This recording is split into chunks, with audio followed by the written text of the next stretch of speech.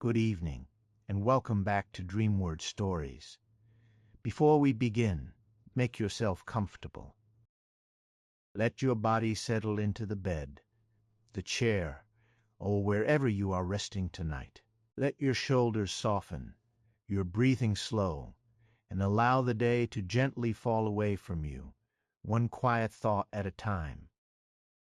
Here at Dreamward Stories, we tell calm, immersive bedtime stories for adults. Stories made to help you relax, drift, and feel far from the noise of ordinary life. And as you settle in, I would love to know where you are listening from tonight.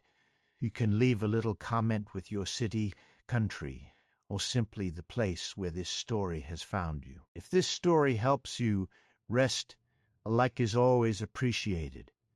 And if you would like more quiet stories to fall asleep to, you are warmly welcome to subscribe. Now, let the room grow still. Let the world soften, and let tonight's story lead you gently dreamward. Tonight, we follow Elias Venn, an old mapmaker who has spent his whole life drawing roads he never walked.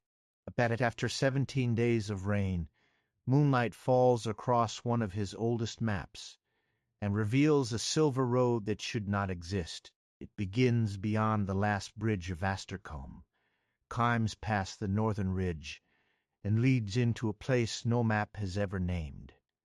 A road for forgotten places, a road for dreams that waited too long. And when Elias finally steps onto it, he discovers that some journeys do not arrive early in life. They arrive exactly when the heart is ready. And so our story begins. No one in the mountain village of Astercombe remembered who had built the road above the northern ridge. Some said it had been made by shepherds long ago, back when the hills were still wide with summer grazing, and the bells of white goats could be heard from one valley to the next. Others said it was older than that, older than the village itself, older even than the chapel stones and the well in the square, laid down by travelers who had crossed the mountains before there were names for them. Elias Venn, who had drawn maps for nearly 50 years, knew there had never been a road there. Not on any survey, not in any traveler's journal, not in the old royal atlas with its cracked brown spine and pressed mountain flowers hidden between pages 32 and 33, not even in the weather-stained charcoal sketches that had been left behind by the first guide to settle in Astercombe.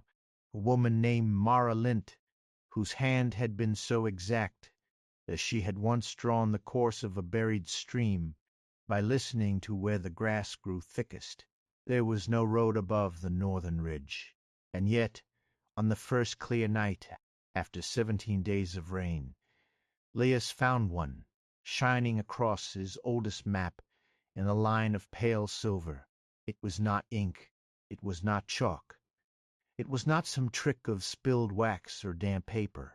It lay thin and luminous over the mountains he had drawn as a young man, beginning just beyond Astercombe's last stone bridge, and winding upward through the marked pines, past the old sheepfold, past the place where the cloud line usually hid the higher slopes, and onward into the blank part of the map, where Elias had never dared to invent what he did not know. That blank place had troubled him for most of his life. It was not large, not compared with the great white spaces on maps of oceans and deserts and northern ice fields. It was only a narrow fold of mountain beyond the ridge, a place hidden by weather and steepness and old local superstition. But for Elias, who had spent his years drawing coastlines he had never walked, river mouths he had never heard, and cities whose towers he knew only through second-hand description, that small untouched space had become almost personal, a quiet omission, a place beyond his reach, a white breath held inside the world. He had first noticed it when he was 23, newly apprenticed to Master Orlan, with ink stains on every cuff and a hunger for precision that made him forget meals and sleep. Back then, The blank had seemed like a challenge. Later, in his 40s, it had become a mild annoyance. In his 60s, it had softened into a kind of companion, a reminder that not everything yielded itself simply because a person wished to name it. Now he was 71 years old, and the blank had drawn a road. Elias stood very still beside his work table. Rainwater ticked from the eaves outside, though the rain itself had stopped. The whole village was damp and dark, and breathing mist. Across the narrow lane, Mrs. Vale's bakery windows glowed amber behind steamed glass, and farther down, near the square, lanterns swung beneath the awning of the inn. Somewhere, water spilled steadily from a roof gutter into a barrel. Somewhere else, a horse shifted in its sleep. The moon had risen over the southern roofs, nearly full, white and patient behind the last loosened veils of cloud. Its light fell through Elias's window, and wherever that moonlight touched the map, the silver road shone. Elias leaned closer. The road was fine as a thread, but it had depth to it, as though some narrow lane had been laid not upon the paper, but within it. Its edges shimmered faintly. Tiny bends curved around slopes that Elias had never mapped. Here and there it widened into shapes that might have been steps, bridges, or resting places. At one point near the top of the ridge, the line paused beside a symbol he did not remember drawing, a small crescent set inside a square. Elias took off his spectacles and cleaned them with the corner of his waistcoat. Then he put them on again. The road remained. For a long while he did nothing. He simply listened to the old room around him. It was a room made for patient work. Shelves lined 3 of the walls from floor to ceiling, bowed slightly beneath rolled charts, leather cases, ink bottles, measuring cords, compass boxes, and drawers of labels written in Elias's narrow hand. A brass lamp hung over the central table, though tonight he had left it unlit in favor of 3 candles. He liked the softness of candlelight during rain. It forgave the clutter. It made the brass tools gleam without accusing them of age. Above the hearth, where a low fire had nearly settled into embers, hung the first map Elias had ever sold. It showed the valley roads between Astercombe and the market town of Belwade, 12 miles south through wooded slopes and meadowland. The paper had yellowed over the years, and one corner had curled inward, but Elias kept it there, because the mistakes were visible only to him. A bridge drawn to far east, a mill pond too wide, a chapel path omitted entirely, because he had been shy of knocking on the priest's door and asking where it led. Small errors, human errors, the sort that kept an old man humble. Tonight, however, the map on his table held something no humility could explain. Elias reached for his magnifying glass. The handle was smooth from decades of use, dark walnut polish by his thumb. He lowered the lens over the silver road and watched the line swell into view. Under magnification, it did not become simpler. It became stranger. The road seemed paved with tiny stones, each one catching the moonlight as though wet with frost. Beside it were marks finer than any pen he owned, suggesting banks of grass, leaning trees, perhaps even roadside walls. He moved the glass slowly upward, following the road through the mountains, and noticed that where the map had once been blank, new contours had appeared. Not fully, only faintly. Soft curves in the paper, like the memory of hills. He felt a small and unexpected ache beneath his ribs. For years, people had assumed that because Elias made maps, he must have traveled widely. They imagined him striding across moors with a staff, swooping under canvas, crossing borders by sunrise and rivers by dusk. In truth, he had spent most of his life indoors, collecting other people's journeys and translating them into order. He had drawn the Western Sea without ever hearing it. He had traced the salt roads through the low desert, without ever fooling heat rise from red stone. He had mapped the orchard provinces of Merowain, where the spring petals were said to fall so thickly that roofs disappeared beneath them, though he had never stood in such a storm. The farthest he had travelled was to Belwade once every autumn to deliver completed commissions, and by paper, ink, and small luxuries he pretended not to enjoy, such as cinnamon tobacco, quince preserves, and the little almond cakes sold by a woman beside the iron fountain. It was not that Elias had lacked longing. If anything, he had lived with too much of it. Longing had been the quiet lamp inside him, always burning, always warming the edges of his days, but never quite leading him out the door. There had been work. There had been his mother's illness when he was young, then Master Orland's failing eyesight, then commissions, debts, winters, obligations, and the gentle but firm habit of staying. 1 year had laid itself across another, like sheets of translucent vellum, until the life beneath them became difficult to distinguish. And yet, in the secret places of himself, Elias had always imagined one road, not a grand road, not a road toward fame or fortune or the cities printed in gold ink on royal charts, just a road that waited quietly until he was ready. Now, in the moonlit room, he wondered whether he had been drawing toward it all along. The thought was foolish, comforting, and, for that reason, dangerous. He straightened slowly and looked toward the window. Astercombe was built where the mountain leaned down to listen to the valley. Its houses clung to terraces of stone, their slate roofs dark with rain, their chimneys narrow and stubborn against the weather. The streets were steep and uneven, made of old stones worn hollow in the middle by centuries of boots and wheels and running water. In daytime the village smelled of peat smoke, wet wool, horses, bread, and the sharp green scent of herbs grown in boxes under windows. At night, especially after rain, it seemed less like a village than a collection of warm thoughts gathered against the dark. Elias could see 3 lit windows from where he stood. The bakery, of course. Mrs. Vale always began before dawn and ended after sensible people had gone to bed.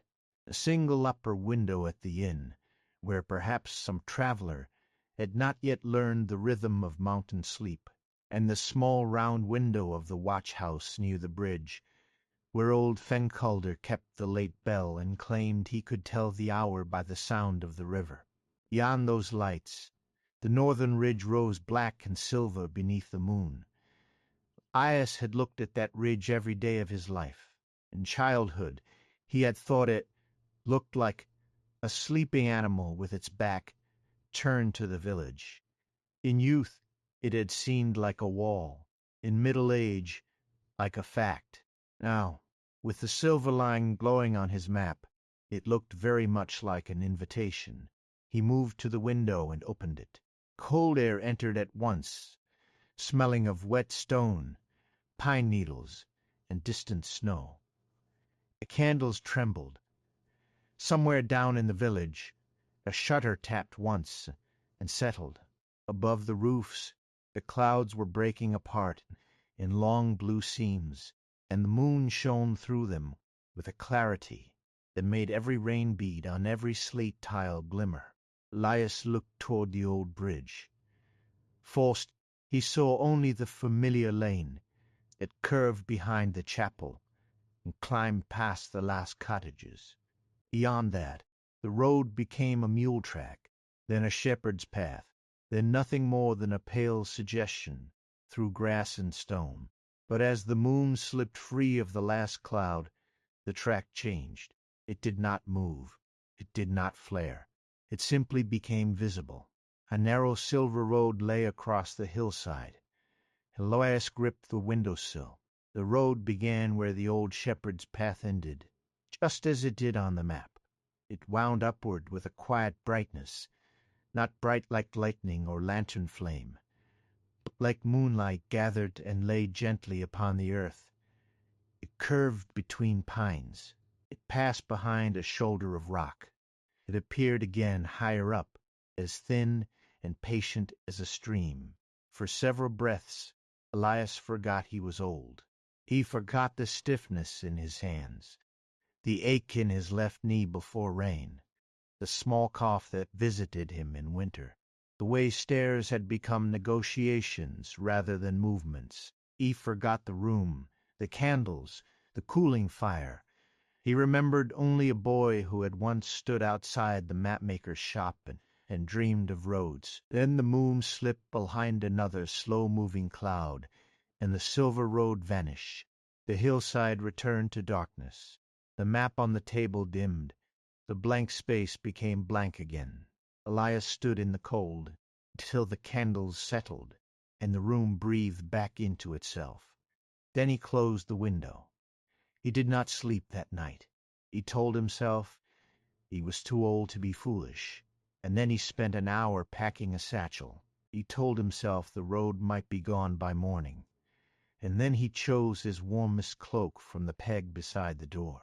He told himself that no sensible man followed moonlit lines that appeared on maps, and then he took down his walking staff, which had belonged to Master Orlan, and had not left the house in years.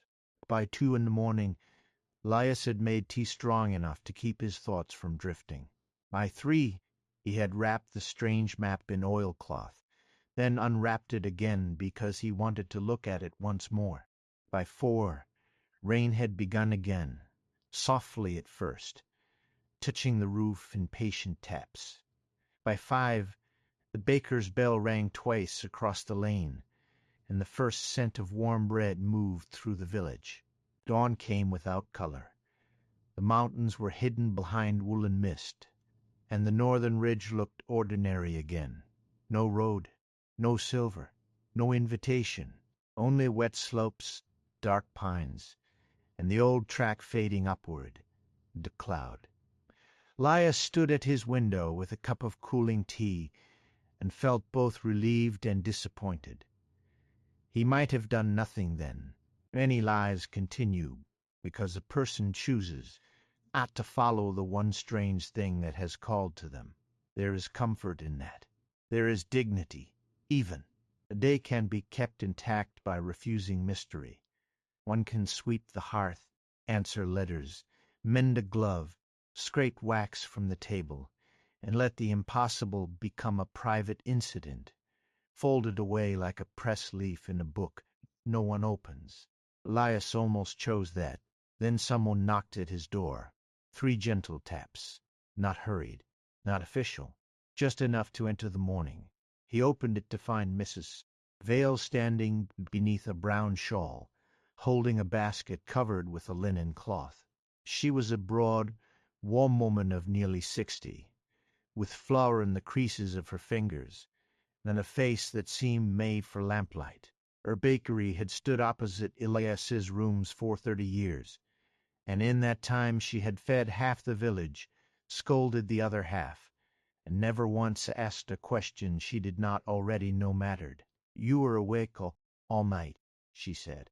Elias blinked. "Going to you as well. It is morning. Whether it is good depends on whether you have eaten." She stepped inside without waiting to be invited, which was their custom. Elias took the basket from her and carried it to the table. "I had tea," he said. "Tea is not breakfast.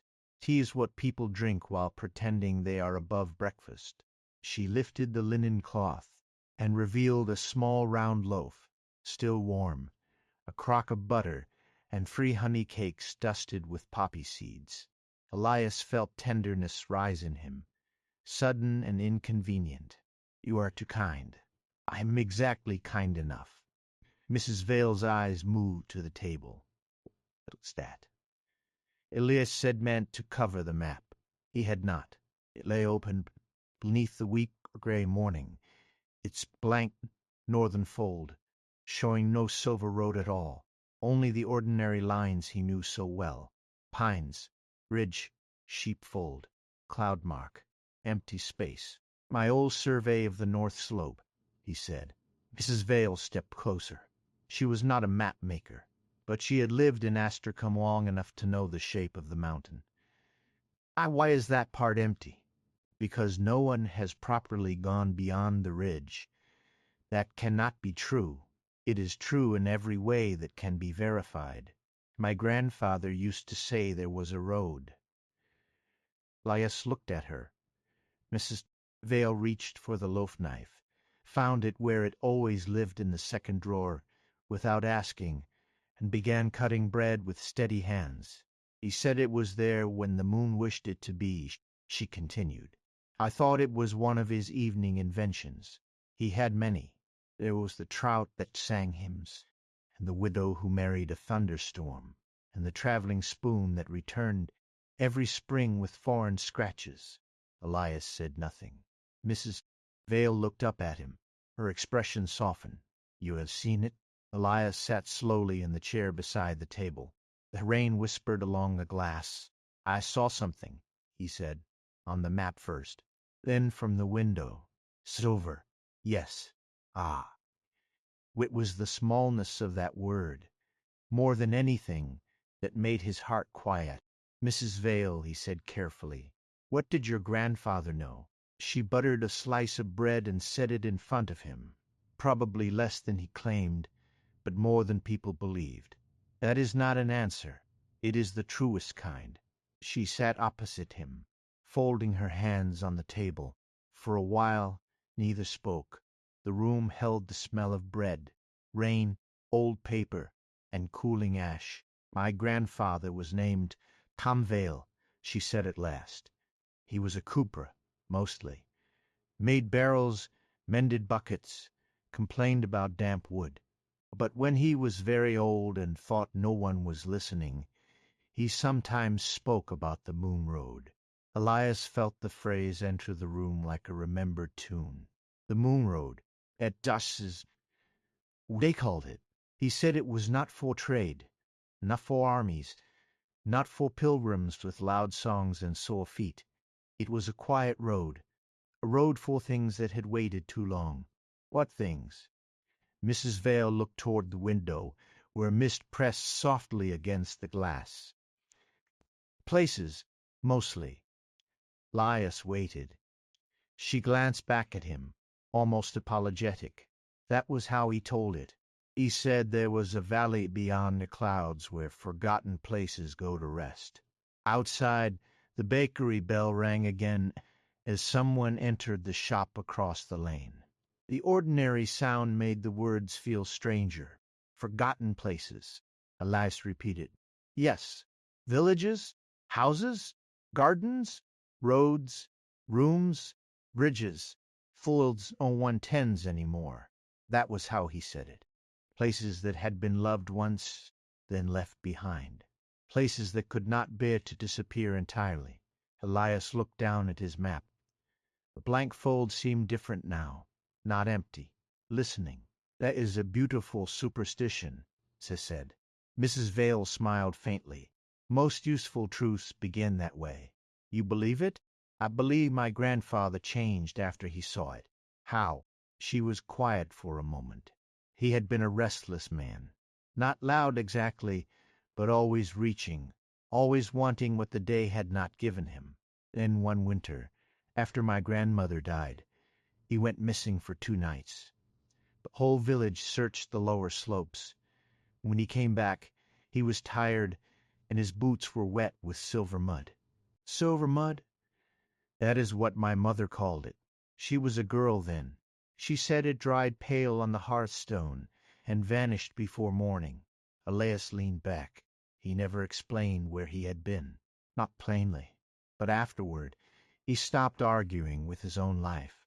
Mrs. Vale pushed the bread plate toward him. He still rumbled. He was a Vale. "We do not abandon family tradition." But something in him rested. Elias watched the steam rise from the bread. The sensible part of him, which had guided most of his years, offered several explanations. Moonlight through damp glass. A trick of age and sleeplessness. Old stories waking because he wanted them too. Coincidence. Loneliness. But beneath those explanations, deeper and quieter, another thought had begun to unfold. What if some dreams did not vanish when ignored? What if they waited, not accusingly, not impatiently, simply waited, like seeds beneath winter soil? Mrs. Vale stood and brushed flour from her skirt. "Eat," she said. "Then, for if you are going to be foolish with warm food in you." Elias looked up. "I did not say I was going anywhere." "No." She gathered the empty cloth into her basket. "But you packed your satchel backward." He glanced toward the chair near the hearth, where his satchel sat open. Skirts beneath tools, compass in the side pocket, tea-tin badly wrapped. The old cloak folded with more hope than efficiency. Mrs. Vale's eyes softened again. "Elias," she said, and her voice had lost its teasing edge. "Some roads are not meant to be found early. Perhaps because early in life we would try to own them, name them, sell them, prove them, put them in a book. Perhaps some roads wait until we can walk without taking." He did not know what to say. She opened the door, and the gray morning entered behind her. "If the moon clears tonight," she said, "take a better pair of socks." Then she was gone. Oh, that day Elias attempted to behave like a man who had not seen a silver road. He answered 2 letters from Bellwade. He sharpened 5 pencils. He repaired the torn edge of a coastal chart and added careful blue wash to the estuaries of a river he would never cross. At noon he ate Mrs. Vale's bread with soup made from onions and barley. At 2 he sorted a drawer of old labels, and found 3 he had written so long ago. The ink had faded from black to brown. At 4 rain thickened over the village, until the windows seemed covered in moving glass. The map remained ordinary. Elias checked it too often. Each time, the northern fold showed only what it had shown before: the known road, the fading path, the empty space beyond. By evening, the village settled into one of those mountain twilights. It seemed to lower itself, roof by roof, like a blanket being drawn over a sleeping house. Lamps appeared one at a time behind rain-warm windows. Smoke leaned sideways from chimneys. The chapel bell sounded 6 soft notes, blurred by mist. Somewhere a dog barked once, and then thought better of it. Elias lit the fire early. He told himself warmth was for comfort, not courage. He laid out what he would take if he went, though he still had not admitted that he would. The old map wrapped in oilcloth, a field compass, a small ruler and folding measure, because habit was stronger than mystery. 2 pencils, 1 ink pen sealed in a brass tube, a notebook bound in green cloth, a tin cup, tea leaves, a heel of cheese, Mrs. Vale's honey cakes, a wool scarf, a pair of dry socks. Then, after some hesitation, he added the small lantern from the shelf above the door. It had belonged to his father, who had carried it during winter deliveries down the valley road when Elias was too young to understand why men left warm houses before dawn. The lantern was dented on one side, and its glass had been replaced twice. Elias polished a handle with his sleeve and filled it with oil. Rain continued. The moon did not rise. By 8 o'clock, clouds covered every part of the sky. By 9, the ridge had disappeared completely. Elias sat by the fire, listening. There are few things as persuasive as rain when one is trying not to go somewhere. It speaks of roofs and blankets, of doors that close well, of kettles and familiar chairs, and the wisdom of remaining where one is known. It softens ambition. It turns even distant hills into rumor. Elias let the rain argue. He almost let it win. Then, shortly before 10, the sound changed. It did not stop. It thinned. What had been steady became delicate. Drops fell from eaves rather than clouds. The lane outside shone black under lantern light. In the distance, water rushed in the channels beside the lower road. Elias rose. He did not hurry. He put on his cloak slowly. He tied the scarf around his neck. He fastened the satchel, lifted his staff, and stood in the center of the room for a long moment. The room looked back at him with all the quiet authority of a life already lived. The shelves, the maps, chair by the hearth, the little errors framed above the fire, the cup beside the kettle, the worn place in the floorboards where he had stood for decades, leaning over the world without entering it. He felt gratitude for it so strongly that he almost wept. Then he took the lantern and opened the door. The village smelled of rain and smoke. No one was in the lane. Mrs. Vale's bakery was dark now, though one coal red glow lived somewhere behind the oven wall. Elias crossed the stones carefully, the staff tapping softly ahead of him. Downhill, the river sounded fuller than usual, moving unseen beneath the bridge. Uphill, the chapel windows reflected a faint break in the clouds. He paused near the bakery door. A small parcel rested on the step, wrapped in linen and tied with string. His name was written on it. Inside were 2 more honey cakes, a wedge of hard cheese, and a note in Mrs. Vale's broad hand. For the road, if it is there, and for the morning, if it is not. Elias folded the note and placed it in his breast pocket. Then he began to climb. Astercombe's upper streets were narrow, and the stones were slick beneath his boots. Houses leaned close, their upper stories nearly touching in places. As if whispering across the lane, he passed the shuttered apothecary, where bunches of dried lavender hung under the awning. He passed the chapel garden, its wet yew trees standing dark still among the stones. He passed the old well, where the bucket chain moved slightly in the wind, and made a sound like someone thinking. At the last cottage, a light burned in a small square window. Elias knew the house. It belonged to Fen Calder, keeper of the late bell. Fen was older than anyone knew with certainty, and had the rare gift of appearing unsurprised by everything. As Elias passed, the door opened. Fen stood in the doorway, wearing a nightcap and a coat far too large for him. His beard was white, his eyes bright, and in one hand he held a steaming mug. "Evening," he said. "Good evening," Elias replied. Going up, Elias looked at the dark slope beyond the last wall. Perhaps only a little way. "Es can't fly," Fen said. "Leaves room for truth." Elias sighed.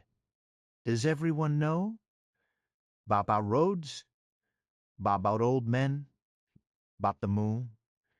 "No, not everyone." Fen stepped out onto the threshold and looked toward the clouds. The rain had stopped entirely now. Far above, a pale seam opened in the sky. "My father heard the road once," Fen said. "Heard it. Aye. Said it sounded like dry leaves over stone, though there were no leaves and no stone where he stood. He was young, too young. Ran home and pretended he had not heard a thing. What happened to him? Ik werd 6 years. Married twice. Grew excellent beans. Never climbed higher than the sheepfold again." Fen sipped from his mug. The cloud seam widened. "Do you think he regretted it?" Elias asked. Fen took time with the answer. "I think regret is a room people enter and furnish for themselves. My father kept his quite tidy, but he visited it more often in winter." Elias looked up the path. The first stars were appearing beyond the torn clouds. Fen reached behind the door and brought out a folded square of oilskin. "Here," he said. "What is it?" "A dry place to sit, roads or no roads. An old man should be able to sit."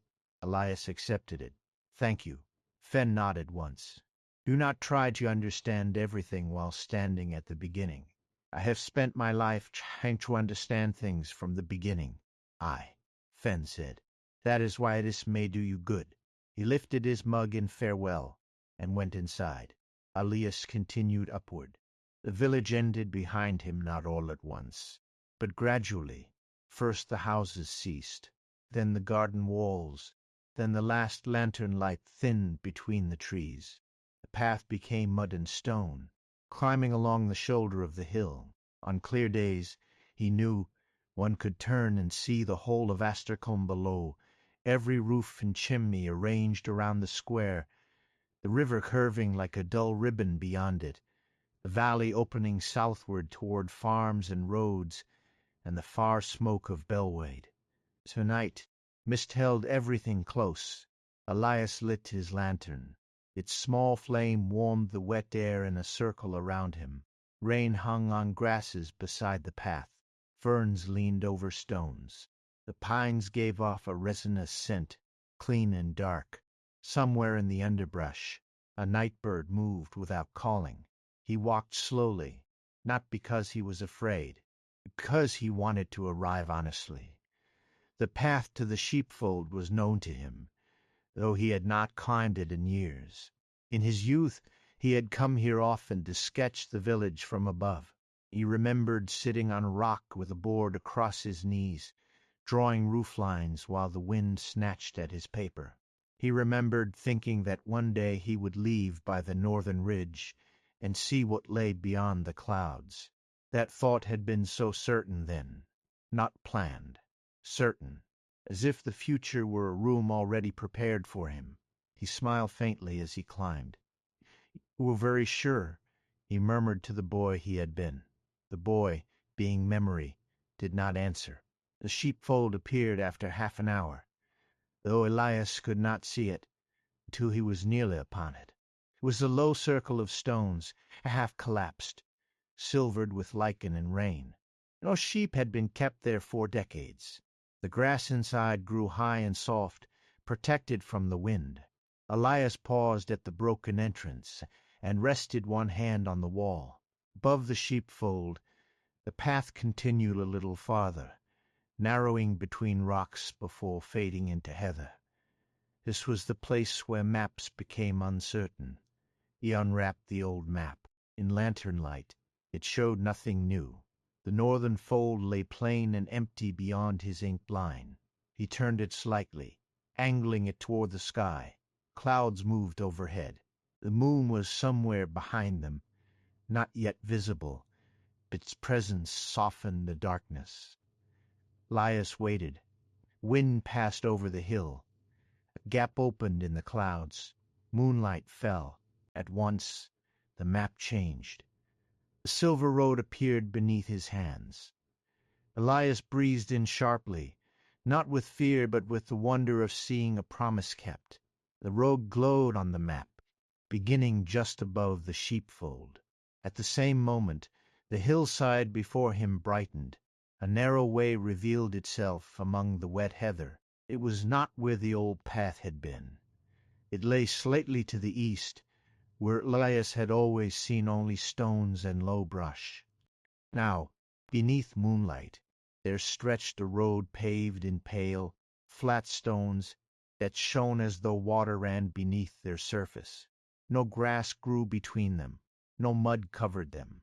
Each stone caught the moon and returned it gently, not enough to dazzle, only enough to guide. The road climbed toward the ridge. It had been there all along, or it had arrived without a sound. Elias could not tell which thought comforted him more. He folded the map with care and placed it inside his coat, and then he stepped onto the silver road. The first thing he noticed was silence, not the absence of sound, exactly. The wind still moved in the pines. Water still dripped from branches.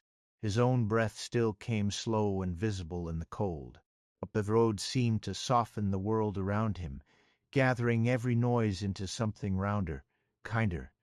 Even the tap of his staff became quiet, as though the stones accepted it gently. The second thing he noticed was that walking became easier. His knee did not ceasing, but the ache seemed less important. The slope remained steep, yet the road curved in such a way that it never demanded too much at once. It wound between rocks and pines, across small rises, beside pools of mist, always choosing the gentlest possible line upward. Elias smiled. "A considerate road," he whispered. The moon shone brighter. Behind him, the village had vanished into cloud. Before him, the ridge rose pale and waiting. He walked for what might have been an hour. Oh, time felt different on the silver stones. The road did not hurry him. It gave him places to rest before he knew he needed them. A flat boulder beside a bend, a low wall overlooking mist, a circle of dry moss beneath 3 leaning pines. Each time Elias paused, he found some small comfort waiting, a clearer patch of sky, a breath of warmer air, the scent of time, though none grew there. Once he heard the distant chime of a bell, not from Astercombe below, but from somewhere ahead and high, where no chapel stood. It rang once, softly, then faded. Elias did not feel alarm, only recognition, though he could not say of what. As he climbed, the road began to show him things.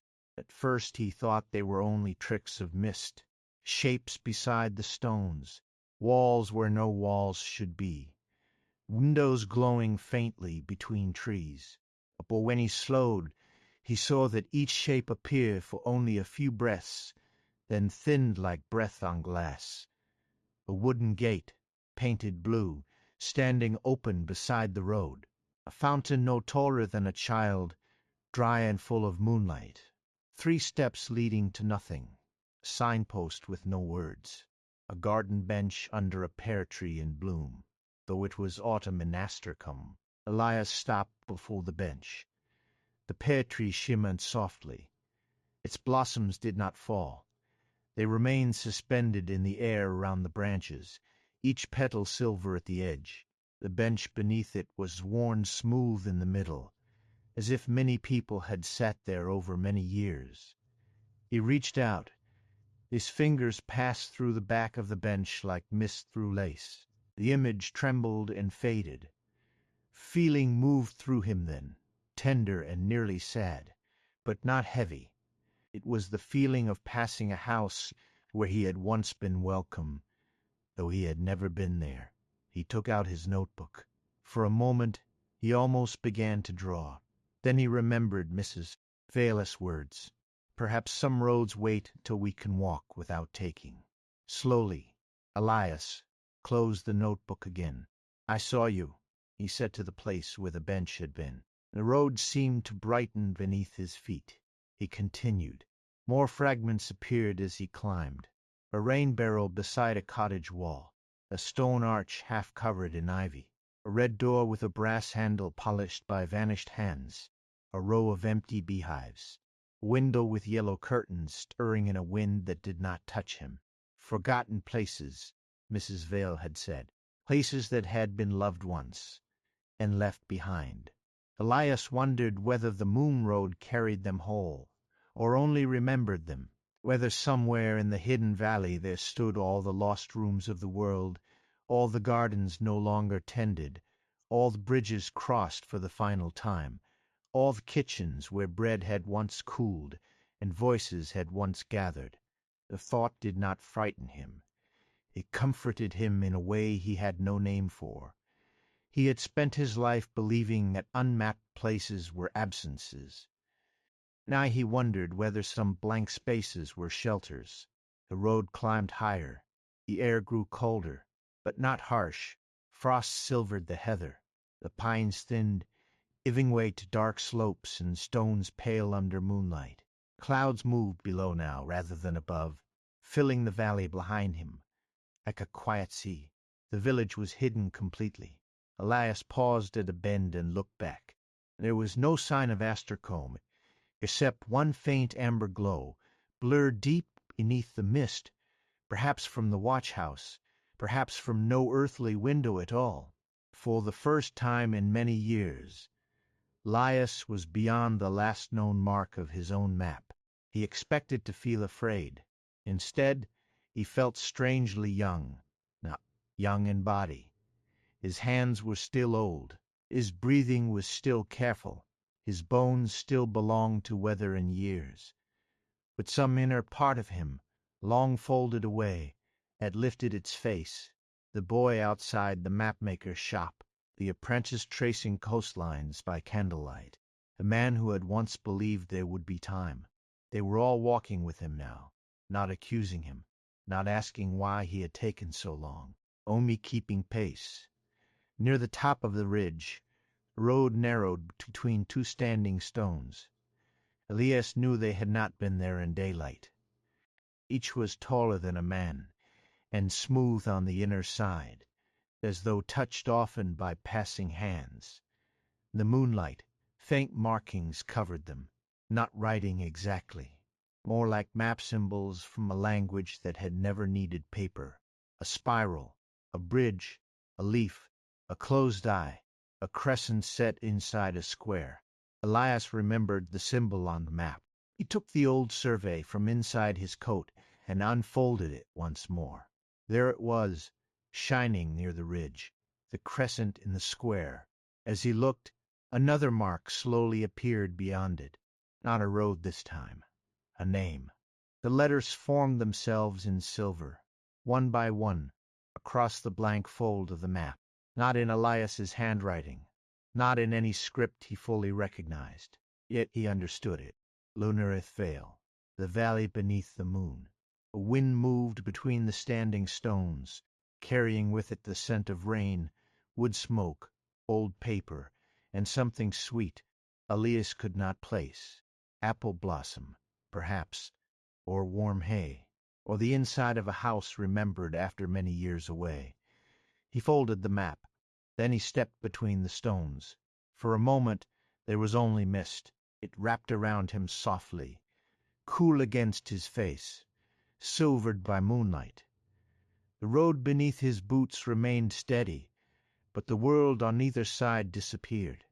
Elias moved slowly, one hand on his staff, the other near the lantern, though its flame had grown almost unnecessary. The mist brightened as he walked, not clearing, but filling with a gentle radiance, as if the moon itself had been poured into it.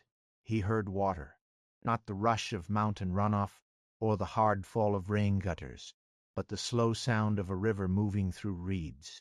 He heard leaves. He heard distant bells. He heard, very faintly, the murmur of many quiet places resting. Then the mist opened. Elias stopped.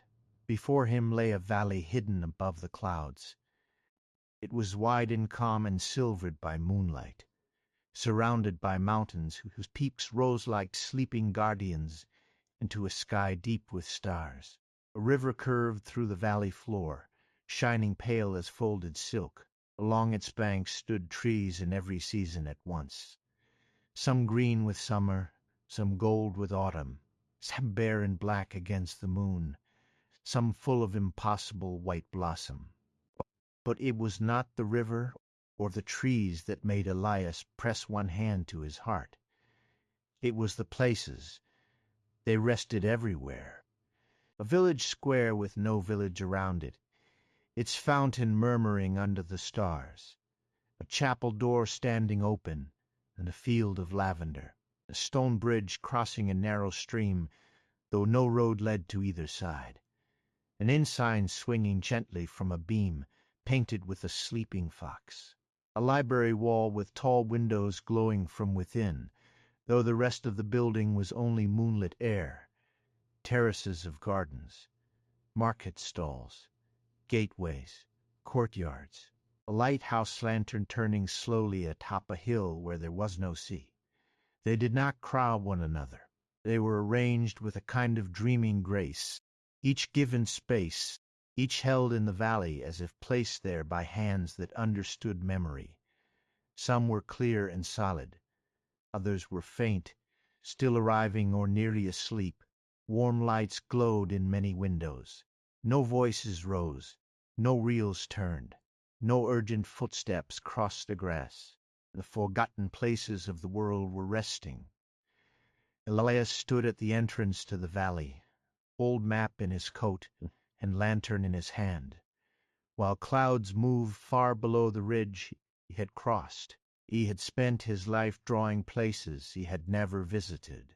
Now, at last, he had come to a place no map had promised him, and a silver road, gentle beneath his feet, led onward into the valley, toward a small house with a blue-painted door, where a candle burned in the window, as if someone had been expecting him for a very long time. Elias stood for a long while at the edge of Lunareth Vale. He did not move forward at once.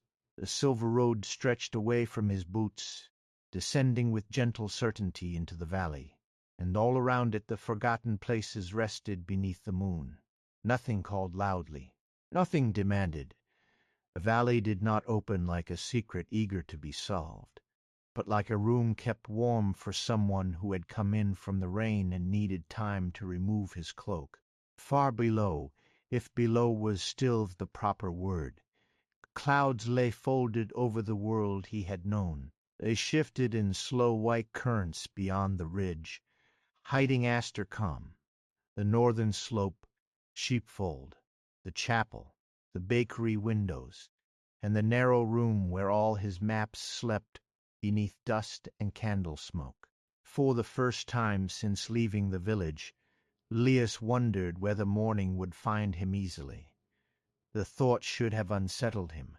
Instead, it arrived with a strange calm, not because he no longer cared for home, but because the valley before him did not feel like a place that stole travelers away. It felt like a place that waited until one had finished being afraid of arrival. He breathed in. The air tasted of clean water, moonlit grass, old wood warmed by a hearth, and something faintly floral that changed each time he tried to name it. Apple blossom, then lavender, then the paper-dry sweetness of pressed flowers between book pages. The scent did not belong to one season. Nothing in Lunareth Vale seemed to belong to one season. Usesteft, on a low rise beside the river, a row of stone steps climbed to a doorway without walls. A porch lantern hung above it, glowing steadily, though there was no roof to shelter it. Beyond the doorway stretched only grass and moonlight, yet Elias had the distinct impression that if someone stepped through it with the right memory in their hands, they would enter a room where a fire still burned. To his right, a small bridge crossed a silver stream and ended in a square of cobbles no larger than a cottage floor. A fountain stood at its center. Water lifted from it in a quiet arc. When the droplets fell, they vanished before touching the basin. Around the square were 4 empty benches, each facing inward, as though waiting for an evening conversation that had been paused rather than ended. Elias looked at these things carefully, but he did not reach for his notebook. The habit in his fingers stirred. It wanted measurements, notations, margins, orientation. It wanted to make a mark for most of his life. To see had meant to draw, and to draw had meant to keep. Up here, at the silver road underfoot, and the valley breathing around him, he sensed that keeping was not the first work asked of him. So he allowed his hand to remain empty. The blue-doored house waited some distance ahead. It stood near a bend of the river, neither grand nor poor, built of pale stone and dark timber, with the steep roof silvered by moonlight. Low herbs grew along its walls.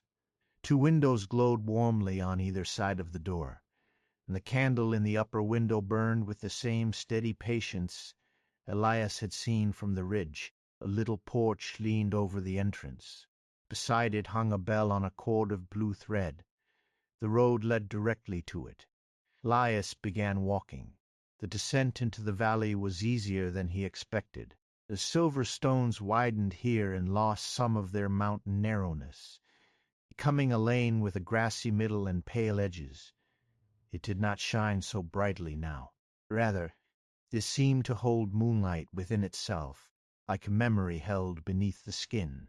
As Elias walked, He passed close enough to see details of the resting places on either side. A wash line stretched between two posts, hung with white linen that stirred though the air was almost still. A market awning stood open over crates of green pears, each pear whole and perfect, though no vendor stood nearby and no hand reached to buy. A little schoolroom, roofless and wall-less on one side, kept 6 wooden desks, arranged before slate board, where the faint outline of unfinished sums remained. Chalk dust lay on the teacher's table. A vase of dried grasses stood beside it. There was no sorrow in the room, only a hush, like the pause after children have gone home and evening sun rests on the floor. Elias slowed before it. On the slate board, beneath the sums, someone had drawn a crooked mountain, a child's mountain, 3 peaks, a round moon, and a road rising toward it in uncertain strokes. The drawing shimmered when he looked too closely, and for one fleeting moment the chalk line of the road turned silver. Then it faded again. Elias felt his chest loosen around an old, small ache. He had once drawn mountains that way, before contour lines, before scale, before Master Orlan taught him that every mark must answer to the land. He had drawn them as children draw what they love, high, mysterious, and close enough to reach before supper. He bowed his head slightly to the empty schoolroom, not quite knowing why, and continued toward the house. When he reached the porch, the candle in the upper window brightened. The bell beside the blue door moved once, without being touched. Its sound was delicate, not metal exactly, but close to the chime made when a spoon taps the rim of a porcelain cup. The note spread through the porch, into the herbs, into the silver road behind him. Somewhere in the valley, a second bell answered from far away. Elias lifted his hand to knock.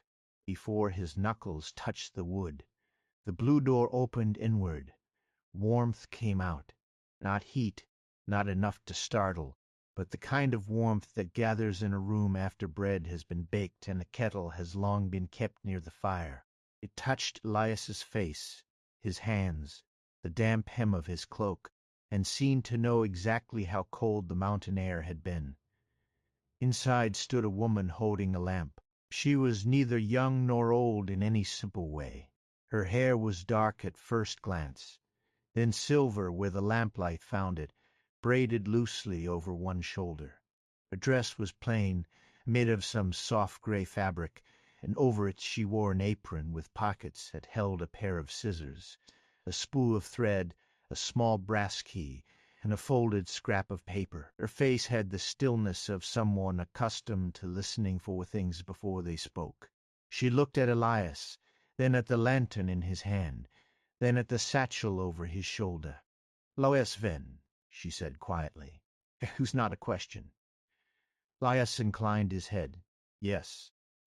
I'm glad the road found you." He held her gaze for a moment. Found you. Not that he had found it. Something in that distinction settled over him like a hand on a restless shoulder. "I was not certain it would remain," he said. Roads of this kind rarely remain for certainty. Her expression softened. "They remain for willingness." Elias looked past her into the house.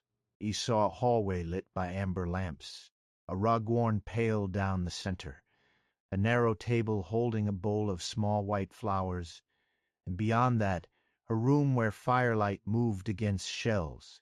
"I do not know whether I have brought what is needed," he said. The woman smiled slightly. "No one does." Then she stepped aside. "Come in from the moon." Elias crossed the threshold. As soon as he entered, the door did not close behind him. It remained open a little, letting in a strip of silver light from the valley. He was grateful for that, though he could not have said why. Some doors feel kinder when they do not shut too quickly. The house smelled of beeswax, steep tea, cedar drawers, dry herbs, and the clean mineral scent of rain on stone. Somewhere deeper inside, water ticked gently, perhaps in a pipe or basin. The floorboard gave beneath his boots with the soft creak of old wood that had welcomed many feet and learned to make room for them. The woman gestured toward a peg near the door. "Your cloak may rest there. Your map may stay with you until it asks otherwise." Elias paused in the act of removing his cloak. "My map may ask. Most things ask," she said. "We are simply taught not to hear them." This was said so plainly that he found no reply. He hung his cloak on the peg. It looked surprisingly at home there, order-dark and old, as though the peg had been shaped for it years before. He kept the satchel across his shoulder, map safe beside his coat, and followed the woman down the hall. The room beyond was larger than the outside of the house had promised. This, Elias thought, was true of certain houses even without magic. A cottage may hold more evenings than a manor, more remembered meals, more weather survived, more hands warmed around the same table. But here the largeness was unmistakable. The ceiling rose into shadowed beams from which small bundles of drying herbs hung. Shelves filled the walls, but not only with books. There were jars of buttons, coils of ribbon, river stones labeled in faded ink, half-mended gloves, rolled tapestries, brass handles, ceramic tiles, door-knockers, hinges, old keys, and narrow boxes tied with string. At the center of the room stood a long wooden table, not a work table like Elias's, crowded and ink-stained, but a receiving table, polished by use, scarred by time, wide enough for bread, maps, letters, lamps, and tired elbows. A fire burned low in the hearth. Beside it sat 2 chairs. On the table, already laid out, were a teapot, 2 cups, a plate of sliced pears, a small crock of butter, and a loaf so dark and fragrant that Elias wondered whether Mrs. Vale herself had somehow sent it ahead. The woman set her lamp on the table. "I'm called Elwyn here," she said. "Here?" She poured tea with slow care. "Aims sometimes change, according to what a place needs from us. Tonight, Elwyn will do." Lass accepted the cup she offered. It warmed his fingers. "And what is this house called?" he asked. Elwyn looked around the room, as if the answer might be choosing how much of itself to reveal. "Most travelers call it the Blue Door. The valley calls it the First Welcome. Those who arrive with no words for where they are sometimes call it simply Inside." Elias considered that. Inside, a plain word. And yet, after the long climb, after mist and moonlight, and all the open strangeness of the valley, it seemed exactly right. He sat in the chair nearest the table. The tea smelled of chamomile, mountain mint, and something like starlight after rain. He smiled faintly at the impossibility of that thought, then drank. It was mild and warm, and it seemed to reach places in him that ordinary tea had never considered. Elwyn sat opposite him. For a while neither of them spoke. The room did not require speech. The fire settled and breathed. Somewhere inside the walls, the house made small sounds of age and comfort. A log shifted in the hearth. The open door allowed one thin line of moonlight to stretch across the floorboards, where it touched the table leg and rested there. Elias looked toward the shelves. "Are these pieces of the places outside?" "Some of them. And the rest? Pieces of places not ready to stand in the valley yet." He turned back to her. "Not ready?" Elwyn rested her hands around her cup. "Here are places that arrive whole, or nearly whole. A bridge, a garden, a room, a square, a field gate. They have been loved clearly enough that they remember their own shape. Others come as fragments, a hinge, a roof tile, a spoon from a kitchen drawer, a doorstep worn by many departures. We keep them here until they remember what they belong to, or until they no longer need to belong." Elias looked at the jars, the boxes, the ribbons, the keys. It was not a collection. then. It was a waiting. He felt that word in the room. Waiting in the shelves, waiting in the drawers, waiting in the quiet brass handles and folded cloth, waiting without impatience. "You tend them," he said. "When I am asked, 'By whom?'" Elowyn smiled, not evasively, but with the gentleness of someone refusing to make a mystery smaller than it was. "By the valley, by the road, by the places themselves. There are many ways to be asked." Elias let that answer remain whole. Outside the open door, the silver road glimmered under the moon. Beyond it, the valley lay serene and vast, its scattered places resting in their strange completeness. From somewhere far off came the soft sound of water turning a mill wheel, though Elias had not seen a mill. Then a faint note of music, only 3 or 4 tones, as though a piano in an unseen parlor had remembered the beginning of an old song, and then let it go.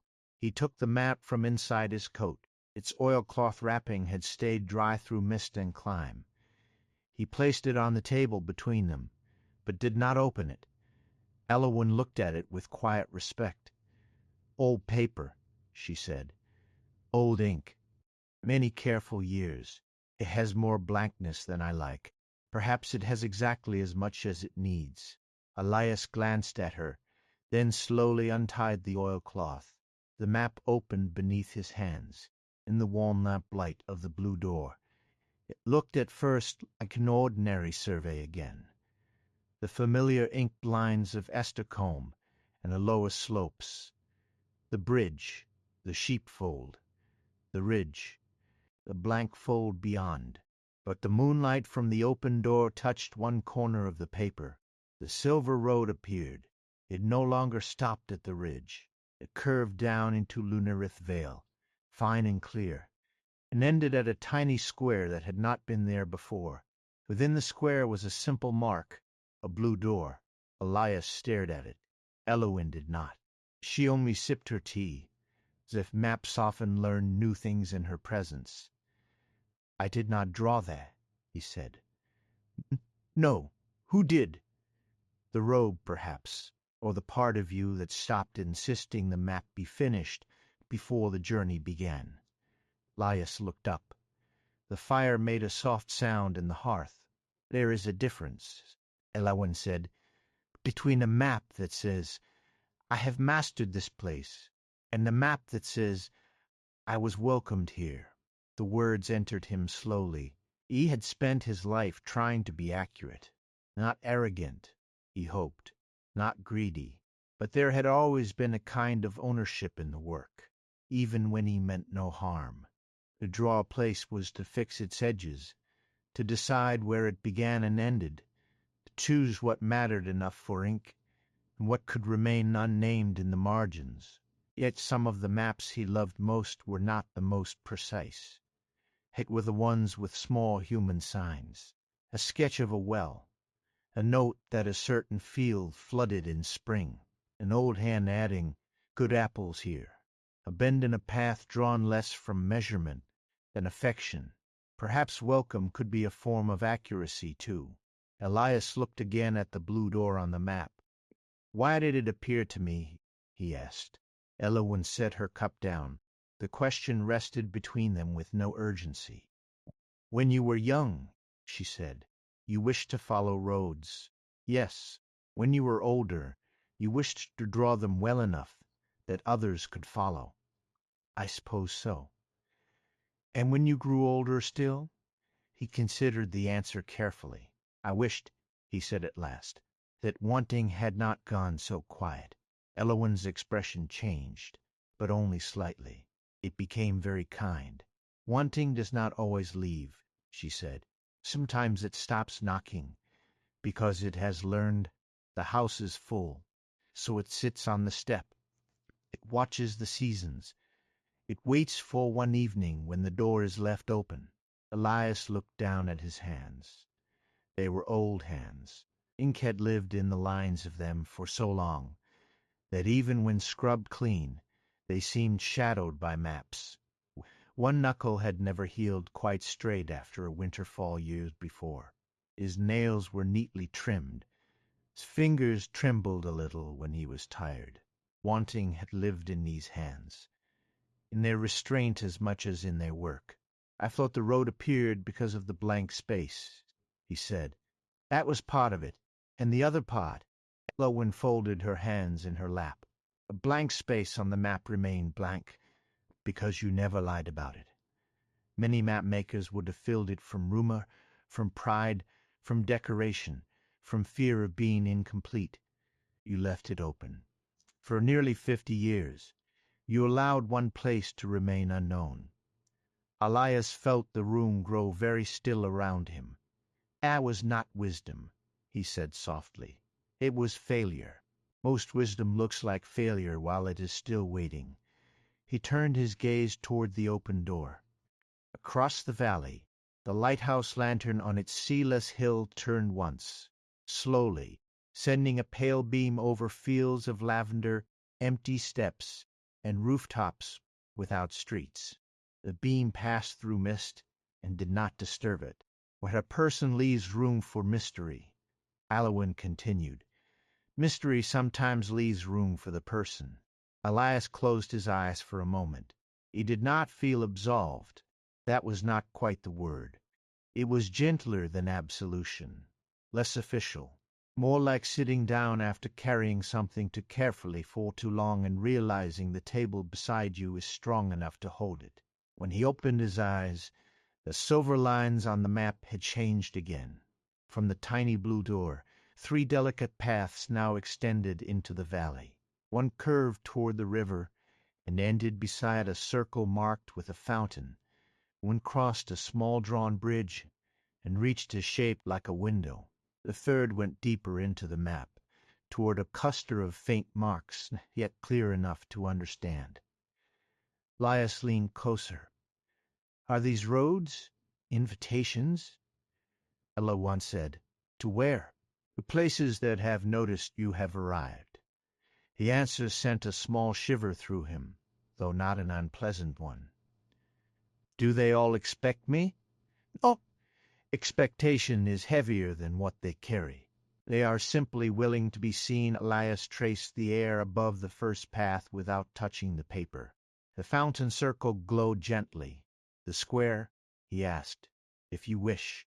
He looked toward the fire, then the table, then the open door. Part of him wanted to remain in the chair until morning, if morning existed here. The tea had warmed him. The house had accepted silence. The old clime had settled into his bones, and he could feel the depth of his tiredness, now that wonder no longer haled it away. Alowen seemed to read the hesitation without judging it. "Rest is also a way of following," she said. Elias smiled faintly. "Mrs. Vale would approve of that. Then she is sensible." "Decidedly." He took one of the slices of pear from the plate. It was cool, sweet, and fragrant, with a faint silver brightness at its edge.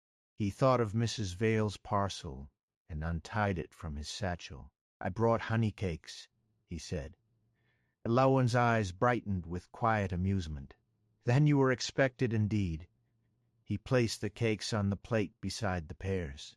They looked homely and golden among all the valley's strange gentleness, and for that reason they seemed especially precious. Elowen broke one in half and handed a piece back to him. They ate without ceremony. The simple act is something. Elias had been in the valley only a short while, yet the bread, fruit, tea, and honey cake made the impossible feel less like a vision and more like a visit. He had always trusted places where one could eat slowly. After a time, Elowen rose and took from one of the shelves a small folded cloth of deep blue wool. She shook it open and laid it beside the map. Within the cloth was a narrow silver pin, not sharp like a sewing needle, but rounded at one end and made of metal that looked almost liquid in the lamplight. "What is that?" Elias asked. "A marker. For maps, for attention." She placed the pin gently on the first path. the one leading toward the fountain circle. The silver road on the paper brightened, and from outside the door came the distant sound of water falling into water. Elias turned his head. Beyond the porch, far down the lane, small village square he had seen earlier seemed clearer now. Its fountain shone beneath the moon, and the benches around it waited in an even hush. "This is not to claim the place," Elias said, "only to say you are listening." Elias reached for the pen, and paused. "May I?" "You may." He moved it very carefully. The moment his fingers touched the metal, he felt not cold, but memory, not his own, or not only his own. A square after rain, wet stone, under lamplight. A woman laughing with a basket on her hip. An old man feeding crumbs to sparrows. A child dropping a wooden hoop and chasing it past the fountain. The smell of oranges in winter. The toll of a small bell at noon. All of it passed through Elias in an instant, light and intact, like reflections slipping across water. He did not grasp at it. He let it pass. When the sensation faded, his eyes were wet. Elias gave him time. "What was that place?" he asked. "The square of St. Ora," she said. It belonged to a hill town east of the Pale River, in a country whose borders have changed so often that most maps disagree. The town still stands in part, but the square was rebuilt 3 times. The fountain was removed. The benches were burned for warmth during a hard winter. The old stones were carried into walls and thresholds. Yet for nearly 200 years people met there under rain and sun and market smoke. So the square came here. Does anyone remember it? Enough for it to rest, not enough for it to return. Elias looked toward the open door. The fountain sounded again, softly. "What does it mean, to return?" Elias did not answer immediately. She folded the blue cloth once, then again. Sometimes a place returns to the world when it is remembered with love and changed without being erased. Sometimes it returns as a story, a garden replanted, a name spoken over a meal, a stone set back where feet can find it. More often, it rests here until even longing has become peaceful. Elias listened. The words did not make the valley simple, but they made it tender. He thought of the many maps he had drawn for towns that had later altered their roads, widened their bridges, drained marshes, straightened rivers, renamed squares after officials whose grandchildren would forget them. He thought of old paths swallowed by estates, farm lanes disappearing beneath stone walls, orchards cut down and recorded only as decorative trees in the corners of estate maps. A map could preserve a place. He could also help replace one. He had known that, of course, in the practical way. Roads changed, borders moved, villages grew, fields became streets. But he had not allowed himself to feel the quiet afterlife of those changes. Perhaps because there's too much to feel. Perhaps because paper was easier. He touched the edge of his map. "What does the valley want of me?" he asked. Elias looked toward the window. The candle there burned steadily, single flame held in blue glass. "Want is a human word," she said. "But if I must use it, I would say the valley wants what any resting place wants. To be approached gently, to be seen without being hurried into usefulness, to be allowed to give what it is ready to give. And why bring a mapmaker? Because some places cannot rest until they are drawn by someone who no longer needs to own them." The sentence left a silence behind it. Elias sat very still. Outside, the fountain in the distant square murmured. Somewhere, the inn sign with the sleeping fox creaked in a wind too gentle to be seen. The river moved through reeds and under moonlight. The house around him seemed to lean closer, not intrusively, but as if listening to what he would do with this. "I am not sure I know how," he said. That is why you are ready to begin." He laughed once, softly, at the mercy of it. Then he reached into his satchel and took out the green notebook. It lay unopened on the table. The familiar urge rose again. Pencil, line, proportion, note. He could begin with the room, perhaps, or the placement of the blue door relative to the river. He could make a careful study of the valley's orientation, compare moon position, mark scale by pacing distance from porch to lane, but all of that felt too quick. Instead, he opened the notebook to the first blank page and wrote only 4 words. "I was welcomed here."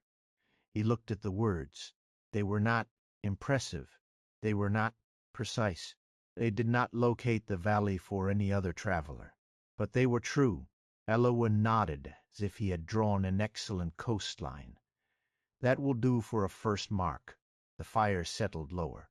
A deeper quiet entered the room, the kind that does not empty a place, but fills it gently from within. Elias felt his tiredness again, heavier now. The road, the climb, the valley, the warmth of the house, the tea, the long day before all of it. They gathered in his body like layers of wool. Eowyn rose. "Come," she said.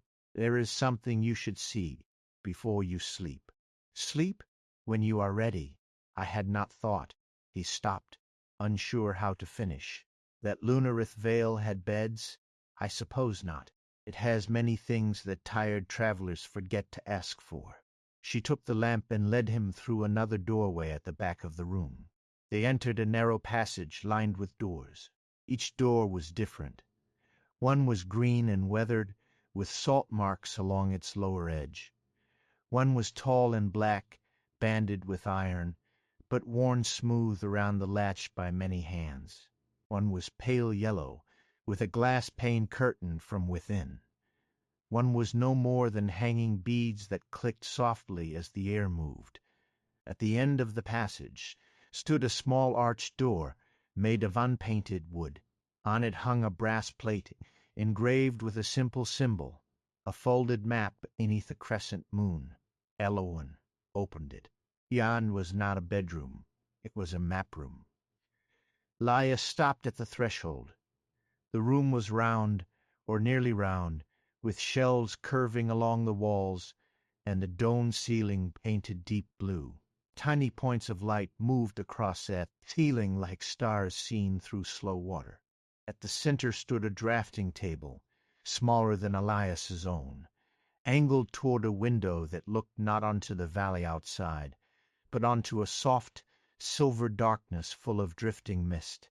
Maps covered the walls, not the orderly stacks and classified regions of a professional workshop. These maps were pinned, hung, framed, rolled, weighted with stones, tucked into corners, and laid across shelves. Some were drawn on parchment, some on silk, some on bark, some on the backs of letters. One seemed to have been stitched in blue thread onto a flour sack. Another was scratched into a thin sheet of copper, green with age. Elias stepped inside slowly, his breath caught. The maps were not of kingdoms, or not only kingdoms, were maps of rooms, gardens, ferry crossings, rooftops, orchard paths, a single street between a well and a schoolhouse, a kitchen showing the table, the hearth, the window, and the hook where a blue coat once hung, a river bank marked with 3 willow trees, and a note in a careful hand. Here we waited for her boat. A courtyard drawn from above with laundry lines, a broken tile, and the corner where sunlight reached longest in winter. A field path, simple and winding, labeled. The way home when the wheat was tall. Elias moved from one to another, more slowly than he had ever moved through a library. These were not maps made to command distance. They were maps made to remember nearness. Some were skillful, many were not. Lines wavered, scale wandered. Doors were too large, wells too central, trees drawn according to love rather than measurement. Yet each map held something Elias recognized as true, not accurate in the royal surveyor's sense, perhaps, but faithful. Faithful to the weight of a place and a life. He stopped before a small map drawn on faded cream paper. At first, he did not understand why it held him. It showed a workroom with shelves along free walls, a central table, a hearth, window facing a narrow lane, and a peg beside the door. The lines were not exact, but close enough to stir unease. Then he saw the note beneath it. The mapmaker's room, Astercombe, drawn from memory by O.V. in the winter after leaving.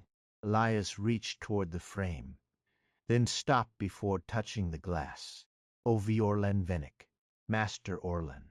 For several seconds, Elias could only stand there, his body suddenly aware of the floor beneath him. Master Orlan had trained him from boyhood, sternly at first, then with the quieter patience of a man who understood. He was passing on both skill and solitude. He had lived in the room before Elias did. He had left Astercombe, in his final years, to stay with his niece in Belwade. After his sight failed too far for work, Elias had visited when he could, though not as often as he later wished. Orlan had died one spring morning while rain tapped the roof of another house. Elias had never known that his old teacher had drawn the room from memory. The room Elias still lived in, the room he had believed only he had stayed behind to keep. Elowin stood near the doorway, giving him space. "When did this come here?" Elias asked, his voice lower than before. "Many years ago. Is the room forgotten?" "No," she said. "You've kept it very well. Then why is this map here?" "Because even places still standing have versions that are gone." Elias looked again. The room in Orlan's drawing was not quite the room Elias knew. The shelves held different roles. The hearth tools hung on the opposite side. The chair by the table was Orlan's old cane-backed chair, long since broken and replaced. On the window-sill were 3 clay pots, probably basil, though Elias had never been able to keep herbs alive there. Beside the door, where Elias now hung his cloak, there was a nail holding a broad-brimmed hat. It was the same room. It was not the same room. A past shape of home, a lair beneath the one he occupied. "He missed it," Elias said.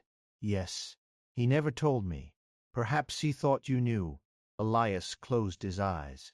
He remembered Orlan saying, during one of Elias's visits to Belwade, "How is the room keeping?" Elias had answered practically, listing repairs, commissions, damp in the north wall, a need to replace one hinge on the paper cabinet. Orlan had nodded and said no more. How is the room keeping? Not the work, not the business, the room. Elias opened his eyes. For years he had thought his staying had been a kind of narrowing. Perhaps it had been, but it had also been a keeping. He had kept the room alive in the world. He had worked there, eaten there, aged there, swept ash from the hearth, replaced glass after storms, mended shelves, lit lamps on winter afternoons. He had believed himself to be the man who never left. But perhaps he had also been the one who remained, so that certain things did not vanish too soon. This did not erase regret. It changed its shape. Regret, Elias thought, need not always be a locked room. Sometimes it might become a corridor, once one found another door. They looked at Elias. "May I read the other side?" She came forward, opened the frame with a small brass key from her apron pocket, and gently lifted the paper. On the back, in Master Orlan's familiar cramped hand, was a note.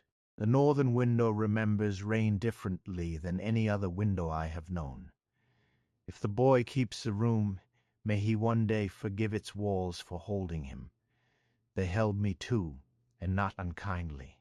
Elias read the sentence twice. Then a third time. The boy. He had been nearly 40 when Orlan wrote that, perhaps older. Yet to his teacher, some part of him had remained the boy bent earnestly over ink, trying to make every line worthy of trust. May he one day forgive its walls for holding him. Elias's eyes blurred. For a moment he was back in the old room, not as he had left it that night, but as it had been long ago. Orlin at the table, one hand guiding Elias's wrist, rain on the window, the smell of lamp oil, the command to look again, not harder, but more kindly. He remembered resenting the room during some winters, loving it during others, blaming it for choices he had made because it was easier to blame walls than time. They did not hold me, Elias whispered. Elawan waited. He breathed slowly. They sheltered me. The map in his hands warmed. Not physically, perhaps, but something in it seemed to ease, as though an old knot had loosened in the paper. From somewhere in the round room came a faint rustle. A blank sheet lying on a drafting table lifted at one corner. Elias turned. The sheet had not been there when he entered, or else he had not noticed it. It was large, cream-colored, weighted at its top corners by two smooth stones. A pencil rested beside it. The window beyond showed only silver mist. Elowyn replaced Orland's map in its frame. "The room has shown you one kept place," she said. "Now it asks whether you will keep differently." Elias approached the table. His hand hovered over the pencil. "What am I meant to draw? This is not the first question. What is? What are you willing to notice without correcting?" He looked down at the blank sheet. The old training rose in him again. Begin with orientation. Establish scale. Find fixed points. Do not be seduced by decoration. Measure twice. Trust nothing unverified. It was good training, honest training. But beside it, another instruction stirred, quieter and newly possible. Begin where warmth gathers. Begin where a hand once rested. Begin with what the place loved. Elias picked up the pencil. For a while he did not draw. He listened, not with his ears alone, but with the patient attention he had once given to travelers describing coastlines. The room around him held maps of remembered nearness. The one before him waited, neither empty nor impatient. At last he made a small mark near the center of the page. A table, not perfectly scaled, not measured, just a table, long and worn, wide enough for 2 cups of tea, and an old map opening under moonlight. Then he drew the open door, not as architecture, but as welcome. He drew the line of moonlight across the floor. He drew the peg where his cloak rested. He drew the shelf of waiting hinges and door handles. Not every item, only the sense that they had been gathered gently. He drew the hearth, low and warm. He drew 2 chairs. He did not draw Elowyn, not because she was unimportant, but because she felt less like a feature of the house than a kindness passing through it. Instead, on the chair opposite his, he drew a small lamp. By the time he set the pencil down, the map was simple, almost too simple. A child could have made a better likeness of walls and proportions. Yet something in the lines breathed. The room on the page did not say, "Here is the blue door, and this is how to find it." It said, "Here is where an old traveler was allowed to arrive without proving himself." Elias's hand trembled slightly. Lowen came to stand beside him. "Yes," she said. The word was very soft. The map's lines shimmered once, then settled into ordinary graphite. Elias almost felt disappointed, then understood that this too was part of the lesson. Not every true thing needed to glow. He left the drawing on the table. They returned to the main room, where the tea had not cooled and the fire still held its amber heart. Outside, the valley seemed quieter than before, or perhaps Elias was listening differently now. Elowyn took a small candle from the mantel and lit it from the hearth. "Your room is ready," she said. This time she led him not through the passage of many doors, but up a narrow stair that curved inside the wall. The steps were shallow, kind to tired knees. At the top was a landing with one window looking over Lunareth Vale. Elias paused there. From above, the valley looked even more like a dream of the world after all its hurry had ended. A river curved through silver fields. The strange lighthouse turned slowly. The schoolroom rested under stars. The square of St. Ora murmured around its fountain. Farther off, beyond trees showing autumn and spring together, he could see dim shapes he had not yet visited. A tower with no clock face, a greenhouse full of moonlit leaves, a covered bridge disappearing into mist, a row of warm windows set in no visible wall. The road wound among them all, not commanding, connecting. Elias opened the door at the end of the landing. The room within was small and plain. A bed stood beneath the sloped roof, covered with a blue quilt. A washstand held a basin and pitcher. A wooden chair sat beside a round table. On the table were his folded cloak, somehow already dry, Mrs. Vale's note, and his father's lantern. Oh, he had left it downstairs. The lantern flame had changed. It burned low and silver now, not with oil, but with a calm light that seemed to have borrowed itself from the road. Elias stepped inside. "How did it come here?" he asked. "It knew you would want something familiar near the bed." That answer, like many of Elias', was both impossible and sufficient. He set his satchel beside the chair. On the pillow lay a folded piece of paper. Elias looked at Elias. "It was waiting before you arrived," she said. He picked it up carefully. The paper was old, but not fragile. On the outside, written in ink faded to brown, were his initials, E.V. He unfolded it. There was no long letter inside, only a small map, a road drawn by an uncertain hand, 3 childlike mountains, a round moon, a tiny house with a blue door. At the bottom, in handwriting Elias recognized with a shock so gentle it felt almost like waking, were words he himself had written when he was very young. "One day I will go." He sat slowly on the edge of the bed.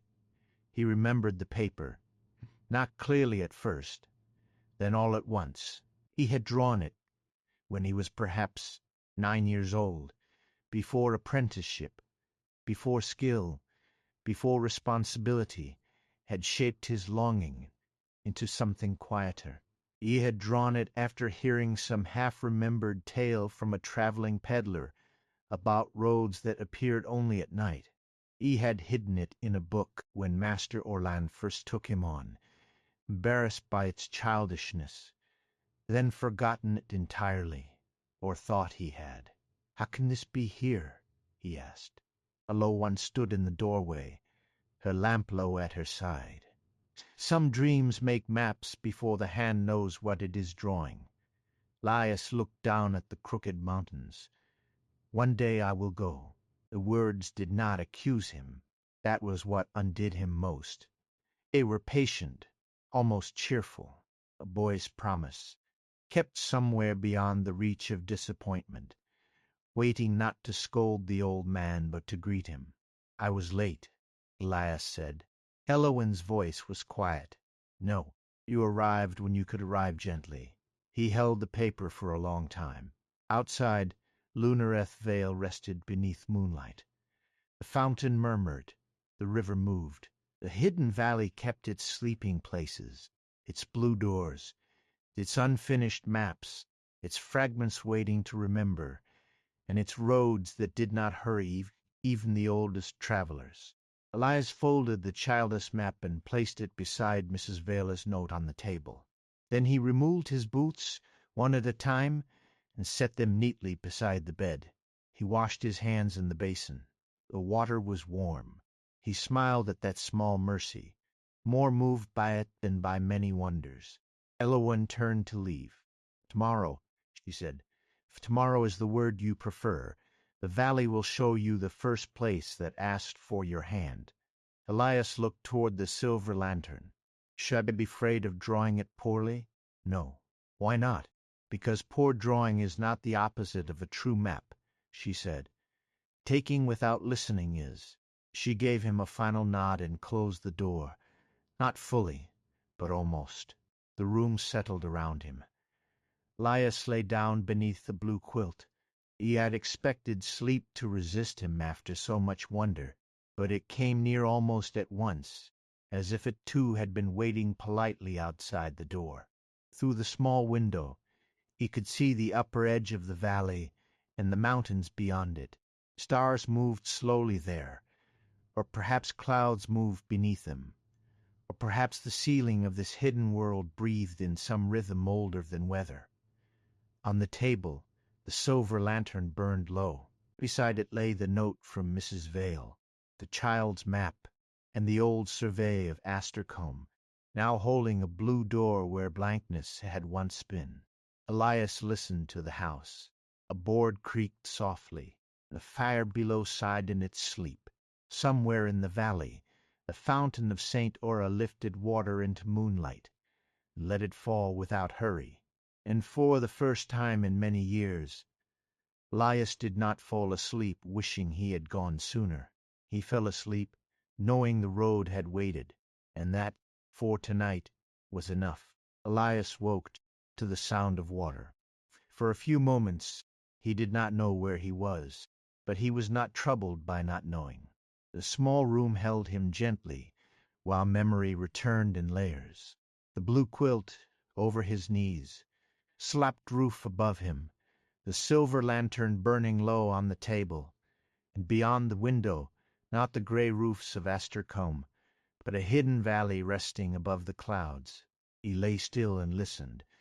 The water was not rain. It was softer than rain, rounder, more patient. It came from somewhere below the open window, perhaps the river, perhaps the fountain he had heard in sleep, perhaps more than one place answering another in the quiet language of moving water.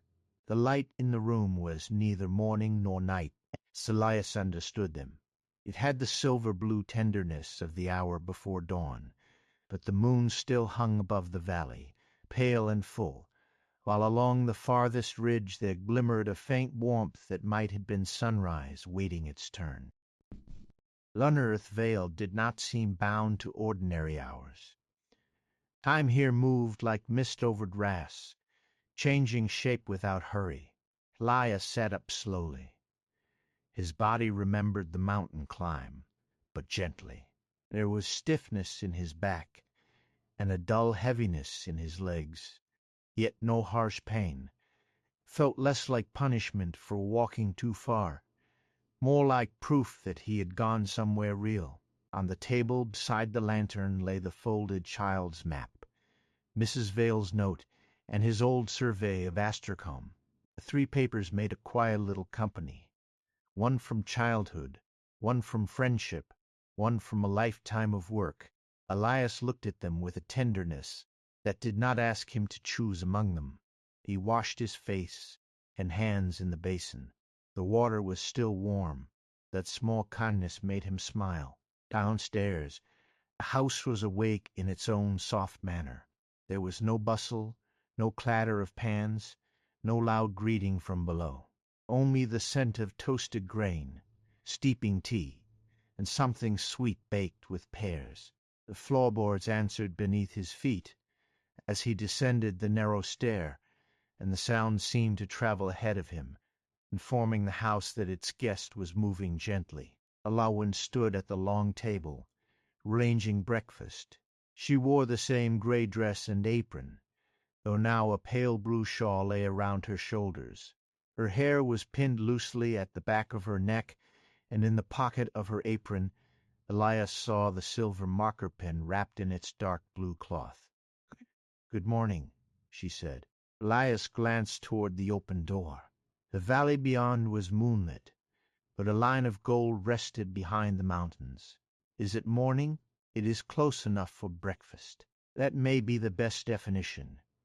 Elias smiled and set a cup before him. On the table were thick slices of warm oat bread, pear butter in a small white crock, a bowl of late blackberries, and cheese wrapped in waxed cloth. Beside the plate lay a sprig of summer Elias did not recognize, silver green and fragrant. The meal was simple, but it looked as though it had been prepared by someone who understood that travelers are often hungrier after sleeping than after walking. He sat. For a while he ate without speaking. The quiet of the blue door did not feel like emptiness. It felt like a well-made chair, allowing the body to settle in the shape it needed. Outside, the Valias River moved steadily through the reeds. Somewhere in the distance, the lighthouse on the hill without a sea turned its lamp, though the beam was faint in the growing softness of the hour. Elias spread pear butter on the oat bread. "It tastes of autumn," he said. "And late summer," Elowen replied. "A good pair remembers both." He accepted this without question. The old map rested on the table between them. During the night it had changed again, though not greatly. The blue door remained at the end of the silver road. The three invitations still extended from it. The first path, the one leading to the fountain circle, shone more clearly now, as though it had been washed in moonlight. Elias touched the edge of the paper. "The square still asks. It has waited politely. Does it know I slept? All places that truly wait know the value of sleep." He looked toward the open door. The first path was visible outside now, not as a road of silver stones like the way that had brought him over the ridge, but as a faint brightness in the grass leading away from the blue door. It curved toward the lower part of the valley, where he could hear the fountain lifting and falling in its delicate rhythm. "What must I do there?" he asked. Elowen poured more tea. "Begin by arriving, and after that, let the square show you what it believes is missing." Elias looked down at his hands. "He was told last night not to fear drawing poorly. You were. I find that easier to understand in a bedroom than on the way to draw a place that has waited 200 years. That is often how understanding behaves," Elowen said. "It is brave indoors first." He laughed softly. Elowen folded the cloth around the silver pin and placed it beside his map. "Take this. It may help you listen when the square remembers too much at once." "Is that likely?" "Likely enough." Elias placed the pin carefully in the breast pocket of his waistcoat, beside Mrs. Vale's note. He put the old map into his satchel, along with his green notebook, 2 pencils, and the wrapped child's map. After a moment's thought, he added one of the remaining honeycakes. Elowen noticed, but said nothing. When he rose, she handed him his cloak. It was completely dry, and the fabric held a faint scent of cedar and night air. His father's lantern stood near the door. Its flame, silver through the glass, had not consumed any visible oil. "Will I need it?" Elias asked. "Need is uncertain. Familiarity is useful." He took the lantern. At the threshold he paused. The blue door stood open behind him, warm and steady. Ahead, Lunareth Vale bathed beneath its mingled moon and almost morning. The path toward the square brightened when his boot touched the first stone. Elowen stood in the doorway. "I will come part of the way," she said. "Only part." Elias was grateful for that, though he would not have asked. They walked together down from the house. The path descended through grass that shone faintly with dew. Small white flowers grew along the edges, not in clusters, but one by one, as if they had chosen their places with great care. When Elias passed them, their petals inclined slightly toward the lantern, though there was no wind. He had the sense of the valley waking around him, but not as villages woke. There were no opening shutters, no wheels in mud, no calls across lanes. Instead, certain windows glowed more warmly. A gate that had been half transparent the night before gained its blue paint in the growing light. The schoolroom mess slate board turned away from moon silver into a soft gray, and chalk dust along its lower ledge glimmered like frost. They crossed a narrow strip of meadow, where the grass bore the faint impressions of roads that no longer existed. Elias could see them only when he was not looking straight at them. Wagon tracks, garden paths, foot-worn ways between door and well. They lay beneath the meadow like the memory of movement. Eowyn noticed his attention. "Not all paths become roads," she said. "Some are held only by the feet that use them. Can those come here too? Sometimes, if enough kindness passed along them." Elias thought of the small route in his own room, between table and hearth and kettle, door and window. He wondered how many invisible paths a person made simply by living, and how long a floor remembered them after footsteps ceased.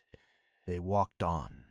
The square of St. Aura came into view gradually. At first it was only the sound of water, clearer now, small falling and returning, then a pale shake between two cypress trees, then 4 benches, the low lip of a fountain basin, and a ring of cobbles brightened by the slanting moon. It stood in an open part of the valley near the river, though not directly beside it. There were no houses around it, no town hall, no market street, leading in or out. Yet as Elias approached, the emptiness around the square did not make it feel isolated. It felt as though the missing town was being honored by not being invented. The square had room to remember itself. Eowyn stopped at the edge where the grass met the cobbles. "I will wait under those trees," she said. Elias looked at her. "You will not come in." "It did not ask for my hand this morning." The answer was simple enough. Elias nodded. He stepped onto the first cobblestone. The square became still, not lifeless, attentive. The fountain stood at the center, carved from pale stone worn smooth along the rim. Its basin was shallow and round, and from a narrow column in the middle, water rose no higher than Elias's hand before spilling back in fine clear streams. The water made no splash. It seemed to return to itself with perfect quiet. The 4 benches faced the fountain from 4 sides. They were old, made of dark wood and iron arms shaped like leaves. One bench had a shallow groove along its seat, as if someone had often rested a walking stick there. Another bore small carved initials on the back rail, but they were too softened to read. A third had one slat replaced with wood of a different grain. The 4th was plain and gently curved by use.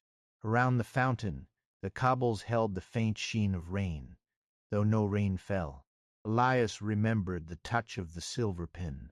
The woman with the basket, the old man feeding sparrows, the child with the hoop, oranges in winter, a bell at noon. The memory was not flooding him now. It remained nearby, like music heard through a wall. He stood without opening his notebook. "Arrive first," Eowyn had said. So he arrived.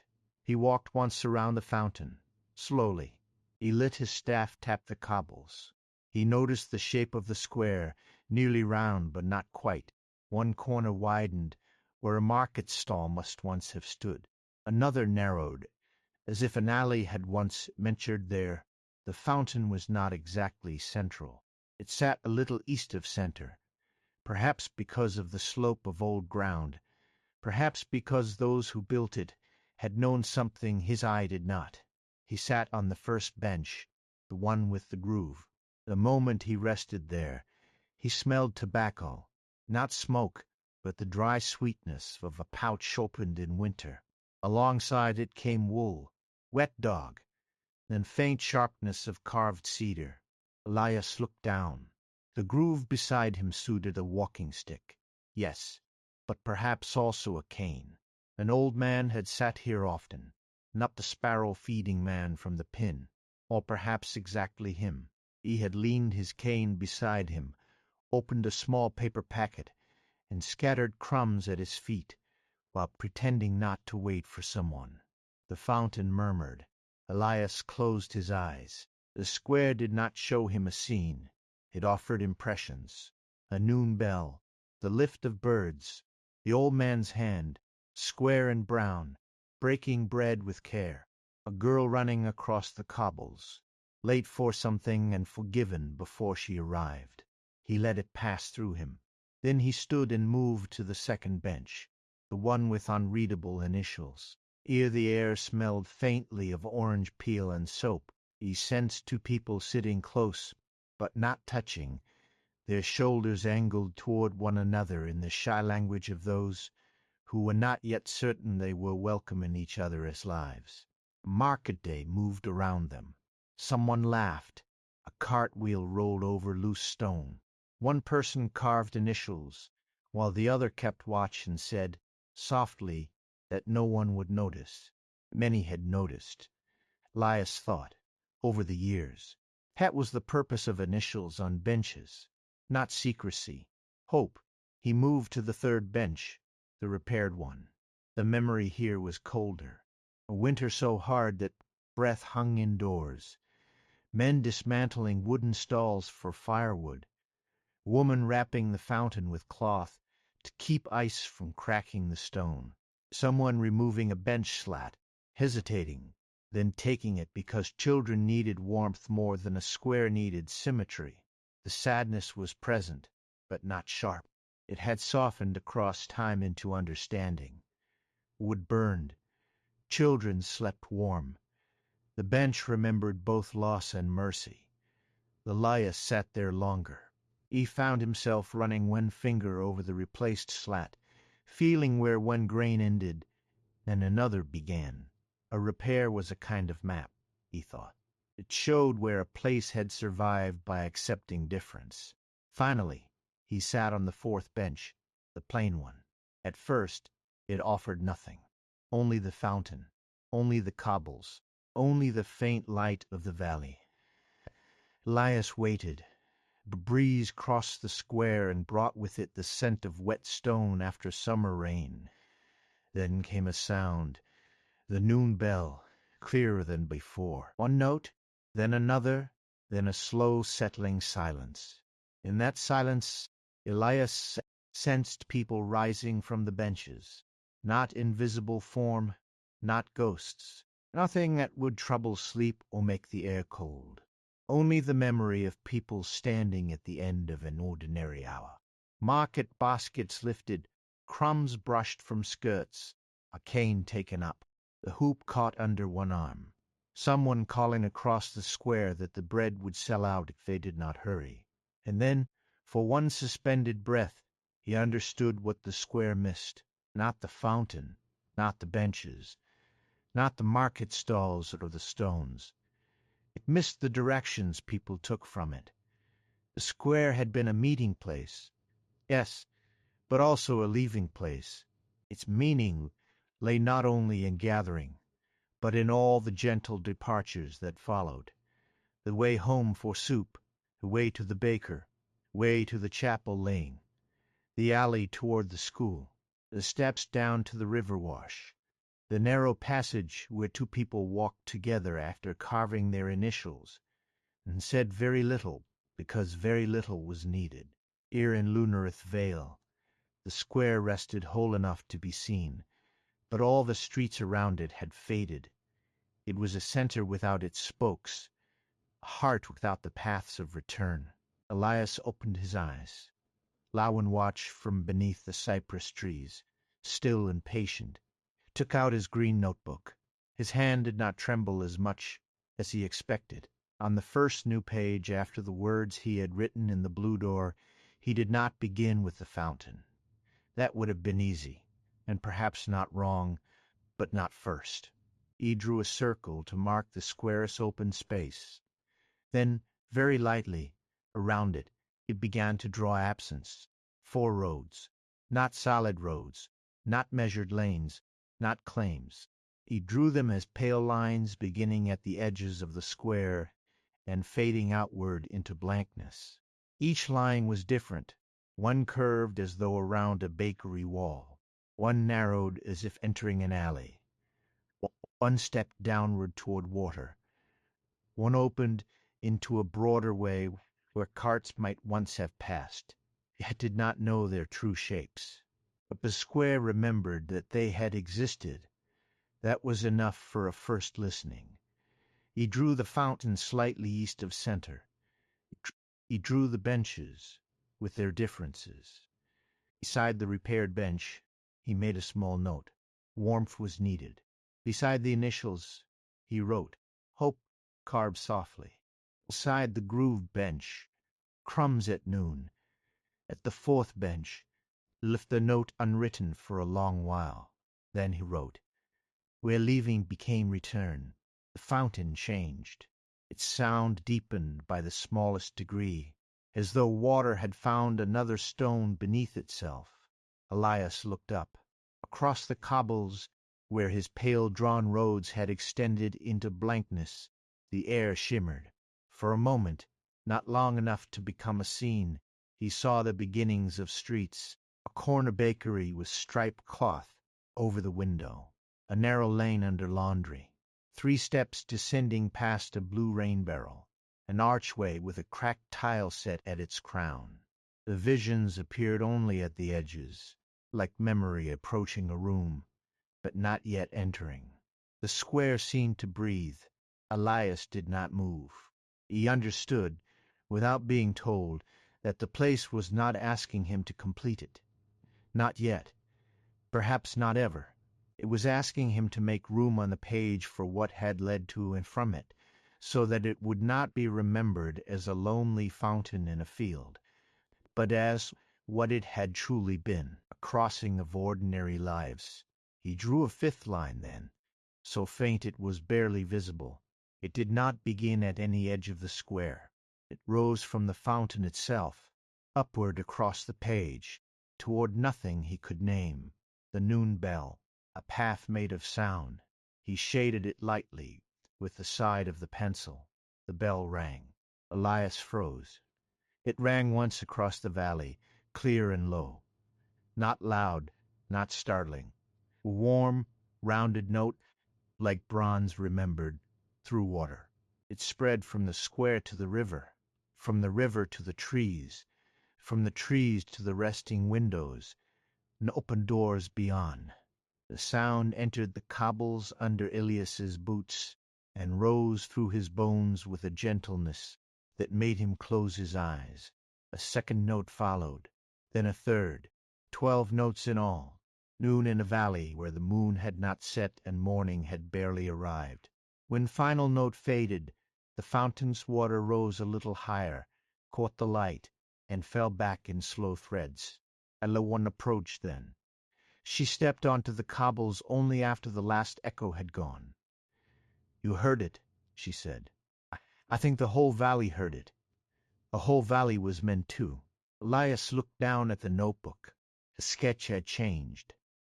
The lines he had drawn were still his, still graphite, still imperfect, but around them, faint silver marks had appeared, not enough to show the lost town in full, only hints, doorsteps, a corner, a slope, the suggestion of windows facing the square, along the 5th line, the one made for the bell. Tiny marks like sound waves shimmered and settled into the paper. "I did not know what I was drawing," he said. "You noticed before you knew. That is often better. What happens to it now?" Alawan sat on the plain bench, leaving room beside her. Elias sat too. The square felt warmer now, though the light had not changed. "It rests more truly," she said. "Before, it remembered itself as a thing set apart. A fountain, benches, stones. It knew it had been loved, but not why that love moved through it. Now it has remembered that people did not only come here. They passed through here into the rest of their lives." Elias considered the couples. "All those streets are gone. In the world below, yes, all changed beyond recognition. And here, they may appear in time, if they wish. Or they may remain as invitations. Some absences are not wounds once they are honored." A line settled in Elias quietly. Some absences are not wounds once they are honored. He looked at the repaired bench, the initials, the groove made by a cane or walking stick, the fountain that held noon even under moonlight. "Do places suffer when they are forgotten?" he asked. Elias did not answer quickly. The question was larger than the square, and the square seemed to listen with them. "Not as people suffer," she said at last. "A place does not fear the future the way a person does. It does not lie awake imagining all it might lose. Places hold what is given to them: footsteps, voices, weather, work, waiting. When all that is torn away without tenderness, something in the shape of the place can become unsettled, not angry, not broken in the human sense, unsettled, and Lunareth Vale settles them when it can, when they are ready, when someone remembers, or listens, or leaves a blank space honest enough for a road to find." Elias touched the notebook page. He thought of how often he had measured towns by boundary, elevation, trade road, water source, distance from larger cities.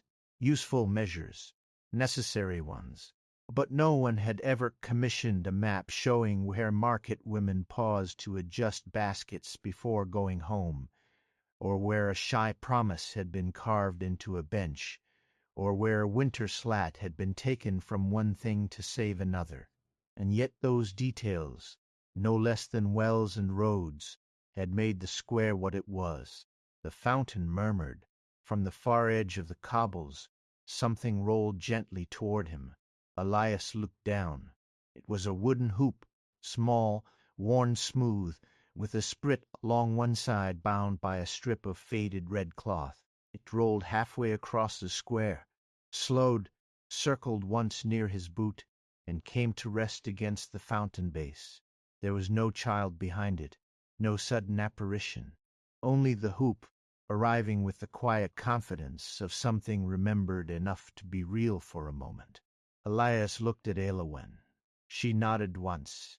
He stood carefully and picked it up. The wood was warm. The instant he held it, a memory opened. The square under pale winter sun, a child laughing breathlessly, the hoop escaping across the cobbles, the old man pretending not to notice, then stopping it with his cane, a woman with oranges in her basket smiling in spite of herself, the noon bell beginning while everyone turned, not because the sound was unusual, but because it belonged to them. Then another memory, older or later, Elias could not tell. The same child grown taller, crossing the square with a bundle of books, the hoop gone, the fountain still there, the bench with initials older now, the noon bell still gathering the day into one shared moment. The memory closed. Elias looked at the hoop in his hands. "What should I do with it? What does the square ask?" He waited. The answer did not come in words. He turned the hoop slowly, and saw that the sprit bound in red cloth matched, in shape, the little curved road he had drawn from the square toward the imagined school lane.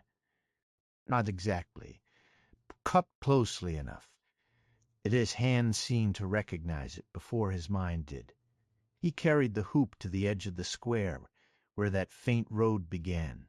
There, just beyond the cobbles, the grass was silver with dew. He set the hoop upright. For a moment it balanced on its own. Then it rolled a short distance into the grass and vanished, not abruptly, but by becoming light. In its place a narrow lane appeared, only for a few breaths, enough for Elias to see a low wall, a doorway, a slate roof, and a row of children's coats hanging under an eave. The lane glowed softly, then faded back into meadow. The notebook warmed in his hand. When he opened it, the line toward the school had deepened. At its end, a tiny mark had appeared. Not a building, a hook on a wall, 4 coats. He let out a slow breath. "So that is how it begins," he said. Elias stood beside him. "Yes, not with the whole lost street, with one true thing. He closed the notebook gently. They remained in the square until the air shifted towards something more like morning. The moon did not disappear, but became pale in the widening light. The golden seam behind the mountains lifted a little higher. In Lunareth Vale, dawn did not replace moonlight. It joined it. The square of St. Aura looked different now, not more complete in an obvious way. The benches were still four, the fountain still small, the surrounding town still absent, but there was less loneliness in the openness round it. The faint roads Elias had drawn seemed to exist in the air, even when invisible, giving the square a sense of relation, of belonging to more than its own stones. Elowen walked with him to the fountain. "Would you like to leave something?" she asked. Elias reached into his satchel. A honey cake. He held it in his palm, wrapped in linen, and thought of Mrs. Vale's bakery across the lane in Astercombe, of morning bread, of kindness sent ahead of a journey she had not taken herself. It seemed too ordinary a gift for such a place. Then he thought of the square's memories: oranges, crumbs, market baskets, children, hunger, winter, shared warmth. Ordinary things had always been its language. He broke the honey cake in half. One half he placed on the rim of the fountain. The other he kept. The sparrow landed on the far bench. Elias smiled. The sparrow was small and brown and perfectly unremarkable, except that he had not seen any birds in the valley until now.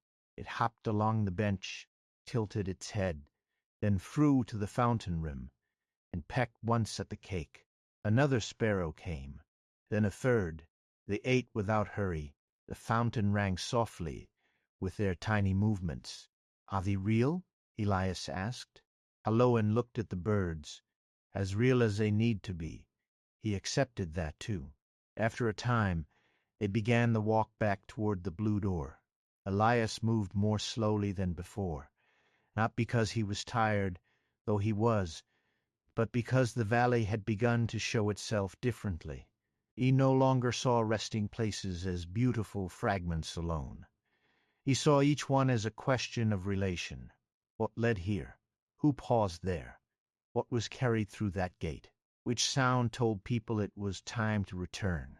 The valley seemed to notice his noticing. Near the path, a single stone step gained a shadow of a doorway above it.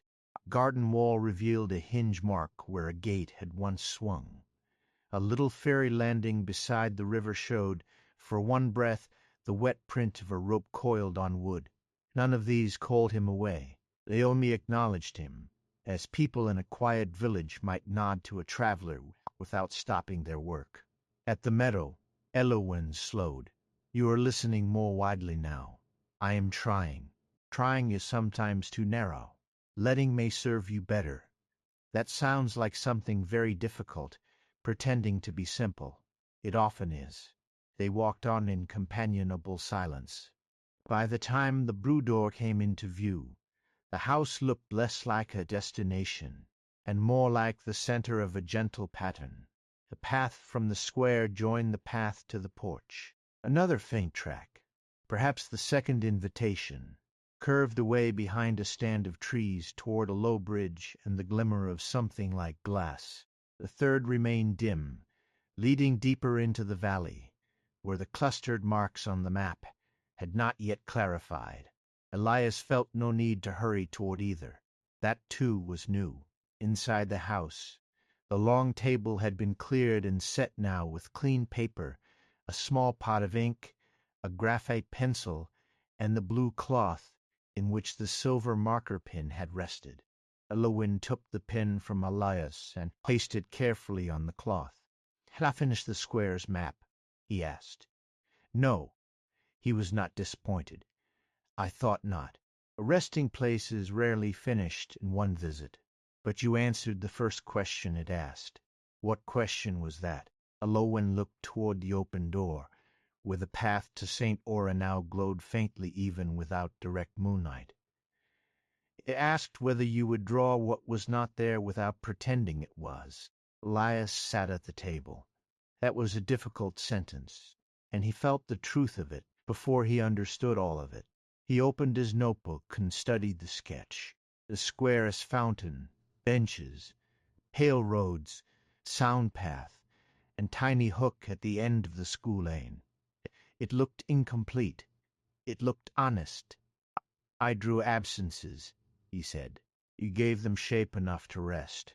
He took up the graphite pencil and, at the bottom of the page, added a line. "The square is not alone, though its streets sleep lightly." He wondered if the sentence was too poetic for a map. Then he decided maps had tolerated worse things in the name of utility. Lowen set a small bowl of soup before him. He had not heard her prepare it. Steam rose from the bowl, carrying the scent of root vegetables, thyme, and butter. Beside it lay a slice of oat bread. "Eat before you think too much," she said. "It sounds like Mrs. Vale." "Then Mrs. Vale is still sensible." Elias ate. Soup was warm and grounding. It brought him gently back into his body after the square's memories. He had not realized how inward he had gone while listening. Each spoonful seemed to remind him of his hands, his breathing, the chair beneath him, the floor under his boots. After the meal, Eluone left him alone at the table. The house remained open around him. He could hear her somewhere in the shelves, moving small objects, closing a drawer, tying thread around something fragile. Elias did not ask what she was doing. He sat with the notebook and the old map of Astercombe, looking from one to the other. The old map had changed again. The path to the fountain circle was no longer merely a line from the blue door. It now held a small drawn square around the fountain mark, and from that square extended 4 faint strokes at one upward curve. His map had received what he had noticed. Not copied, received. Elias touched the paper lightly. For most of his career, he had made fair copies. Travelers brought rough sketches, surveyors brought measurements, officials brought instructions, and he transformed confusion into something legible. He had taken pride in that, and rightly. Order could be a kindness. A good map could spare a person miles of wrong road, a night in bad weather, a cart sunk in marshland, a bridge missed at dusk. But here, order was not enough. Here, a map had to make room for what did not stand plainly in front of the eye. He thought of the first line he had written in his notebook, "I was welcomed here." Then the line below the square is not alone. Oh, its streets sleep lightly. These were not survey notes. They were almost vows. Not grand vows. He was too old, and perhaps too wise now. Ravenous. But small vows suited the valley. To arrive before drawing. To notice before correcting. To leave room for what was missing, without filling it falsely. To trust that a place might tell him the scale at which it wished to be known. He rested his pencil across the page. A soft sound came from the shelves. Not a clatter. A single tap. He looked up. On one of the shelves near the hearth, a small brass object had shifted forward. It was half hidden between a jar of buttons and a folded strip of lace. Elias rose and crossed to it. The object was a bell clapper, old, darkened, pear-shaped, small enough to fit in his palm. It had no bell around it, no cord, no tower, no inscription. Yet when Elias lifted it, he felt the new notes of St. Aura move faintly through his fingers. Lowen entered from the side passage. "Ah," she said softly, "who is this?" What the square was not ready to remember last night. And now it has remembered enough to know what it lost without needing it back. Elias held the clapper carefully. It belonged to the noon bell. It belonged to the bell that called noon over St. Aura for generations. The bell itself was made to down during a change of rulers. The tower was altered. The square continued for a time without it. People still met there. Children still ran. Oranges still sold in winter. But the hour was never gathered in quite the same way. Elias looked toward the open door. The square was not visible from this angle, but he could hear the fountain faintly. Should this go back?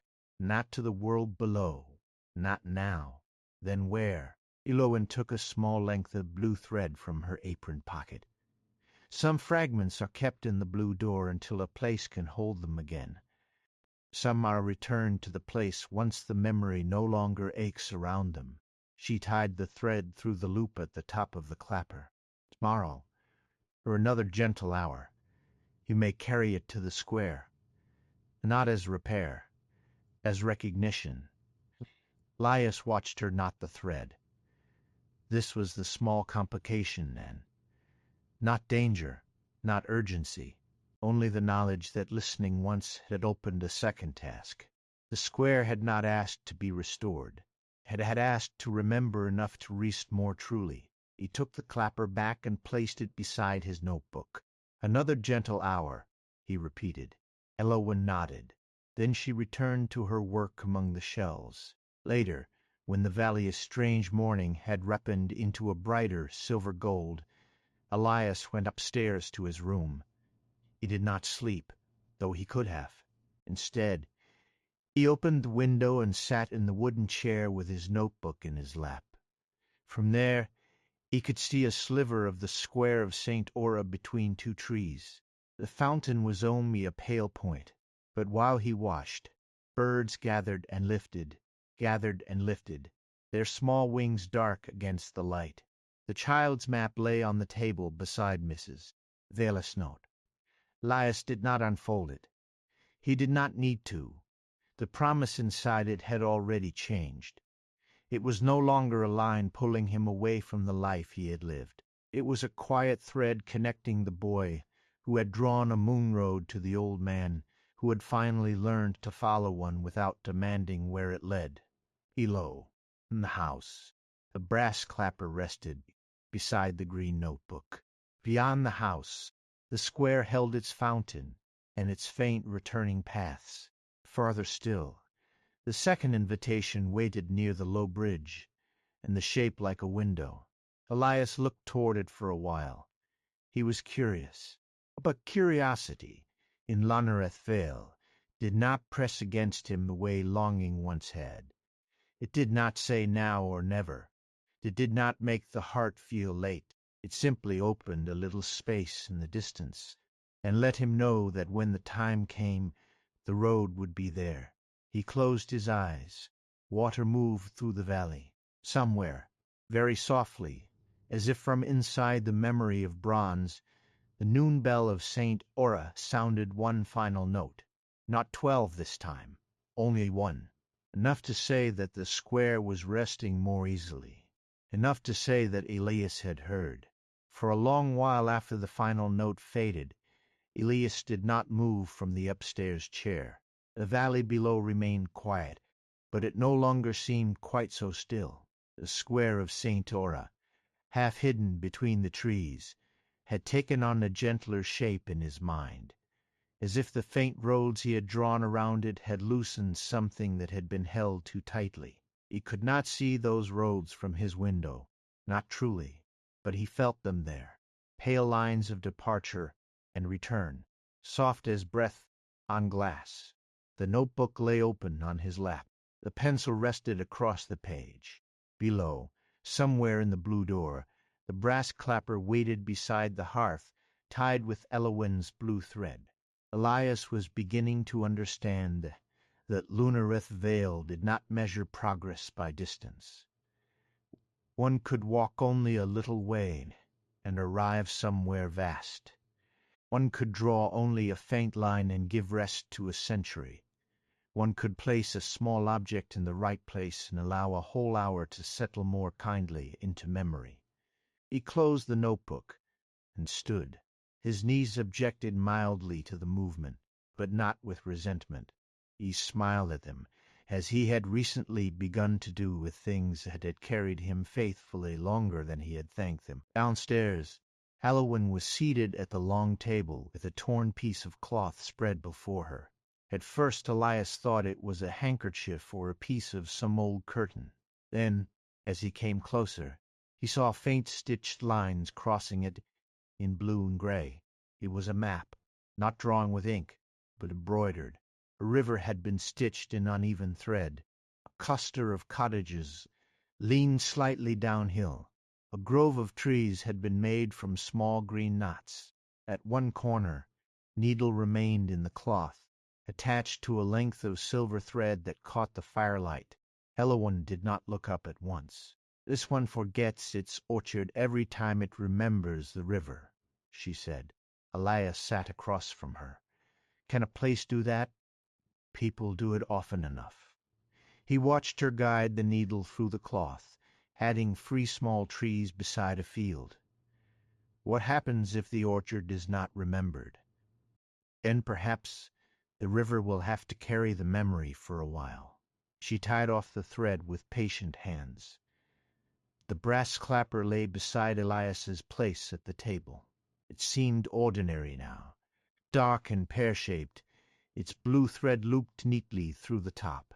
Yet when Elias looked at it directly, he could almost hear the wide quiet that follows a bell.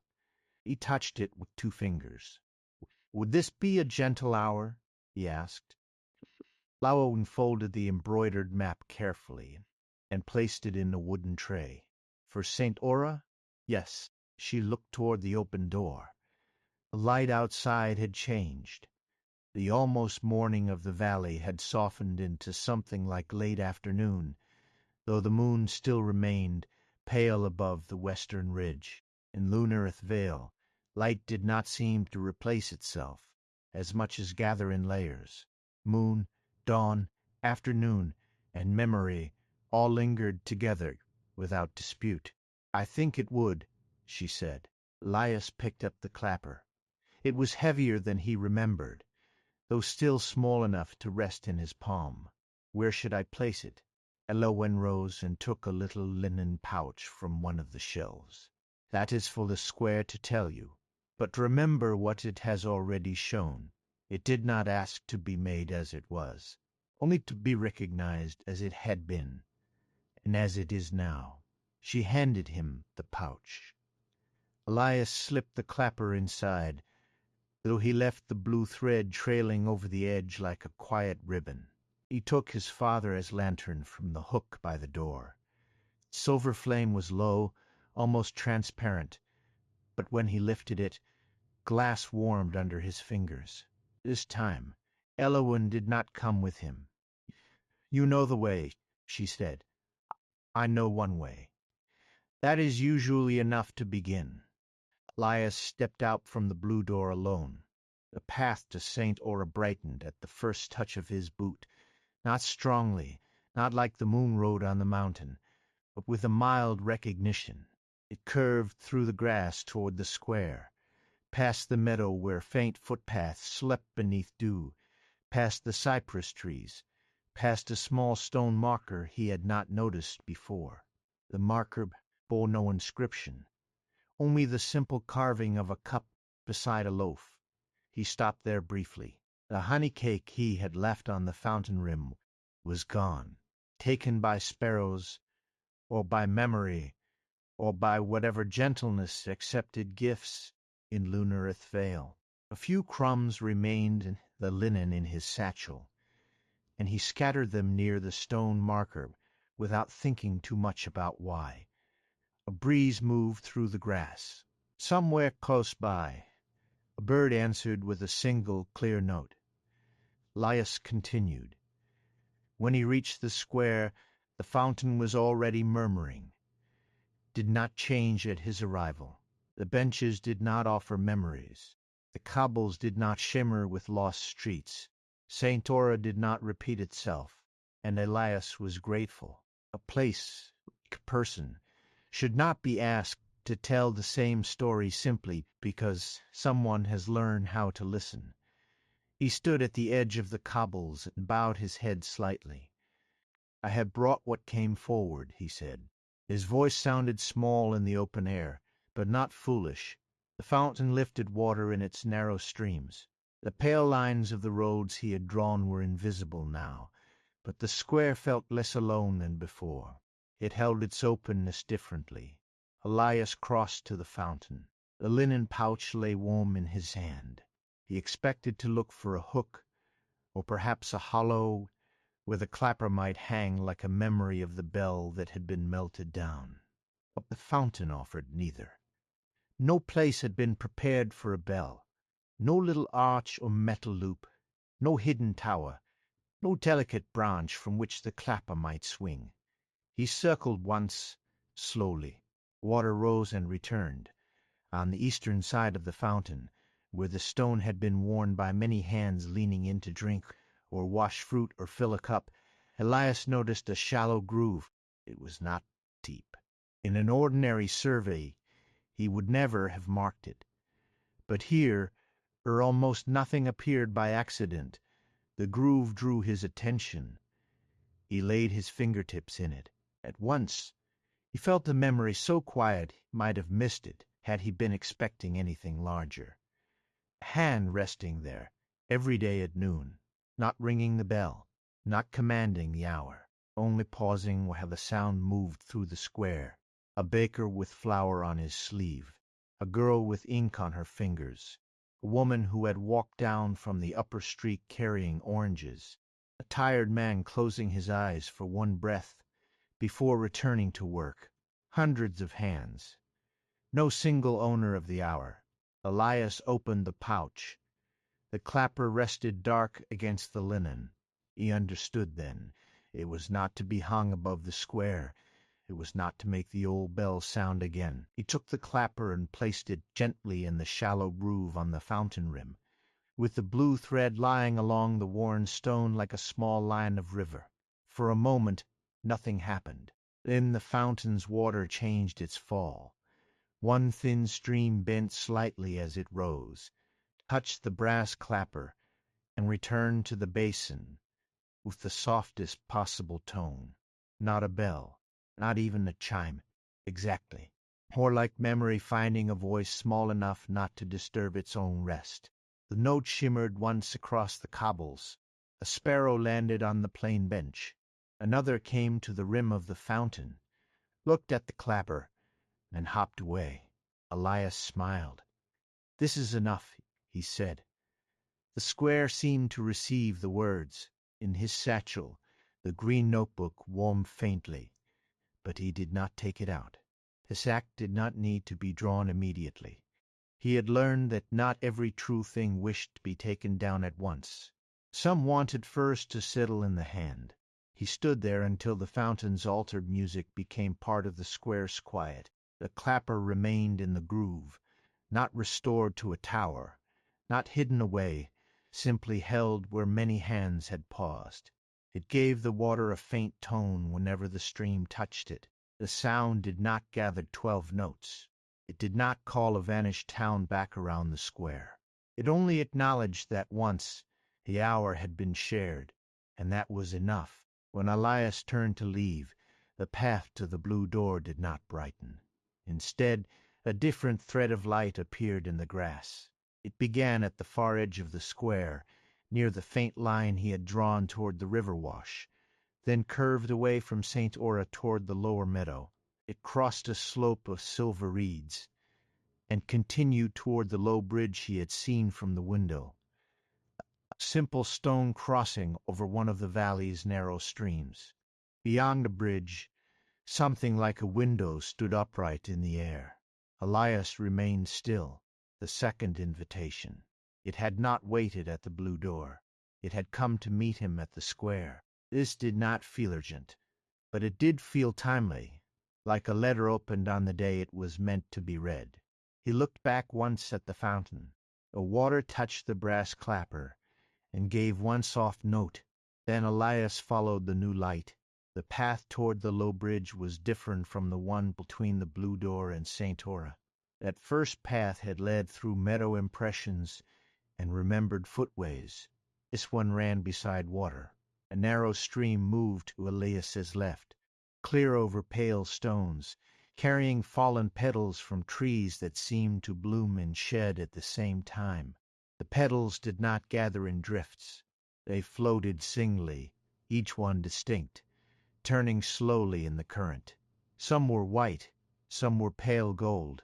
One or two were the color of old parchment. Elias walked beside them, his lantern held low, though the layered light of the valley was enough to see by. After a while he noticed that the stream reflected places not visible above it. A roofline appeared in the water, though the bank beside him held only reeds.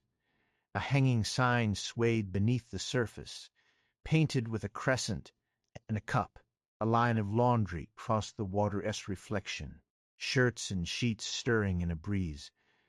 Elias did not feel. Then, as the stream curved, he saw a window reflected there, tall, narrow, and filled with warm light. He looked up. Ahead, beyond the low bridge, the window stood alone. It had no wall around it, no house, no room, only a wooden frame, weathered but whole, with two open shutters, and a sill wide enough for elbows or a flower pot. The glass within it was not broken, though it caught the valley light strangely. From one angle it reflected the bridge. From another it showed a dim interior that was not there. The low bridge itself was plain. It had no parapet, only a slight rise of stone over the stream. Moss grew between its blocks. Water slipped under it with a sound like pages being turned slowly. Elias stopped before crossing. The bridge seemed small enough that a child could run over it in 3 steps, yet something about it asked for care, not solemnity, care. At its center, a flat stone bore a mark worn almost away, a window shape, a line of water beneath. Elias set one foot on the bridge. The sound of the stream changed. For the few steps it took him to cross, he heard rain. Not mountain rain, not the rain on Astercombe slate roofs. This was softer, warmer, falling on broad leaves and a wooden awning. It was the rain of another country, another street, somewhere with clay walls and open balconies, somewhere Elias had never been. The sound faded when he reached the far side. He stood before the window. It was taller than he was, set upright on 2 posts of pale wood that disappeared into the grass. The shutters had once been painted green, though weather had softened them to a color between moss and smoke. Along the sill was a narrow crack where soil had gathered. A single plant grew there, its leaves round and silver-veined. Small white flowers turned toward the glass. Elias did not touch the frame. He stood and let himself arrive. The window looked back at him. That was the only way he could think of it. Not with eyes, not with awareness like a person, but with the quiet receptivity of something made for looking both ways. Windows were unlike doors. A door invited passage. A window invited nearness without crossing. It allowed warmth to shine outward, and weather to be watched from within. It framed distance and made it bearable. Elias took out his notebook, then paused. Not yet. He placed it unopened on the grass beside his lantern, and sat on the bridge stone facing the window. His cloak spread around him. The stream moved behind his boots. For a while nothing happened. Then the glass filled with light, not the valley, not the grass.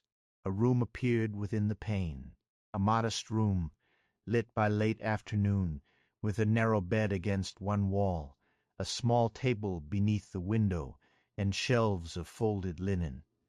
A kettle steamed near a hearth. On the table stood a vase with dried lavender. The walls were limb-washed, uneven in texture, and one corner of the ceiling showed an old water stain shaped like a bird in flight. A woman sat by the window from the inside.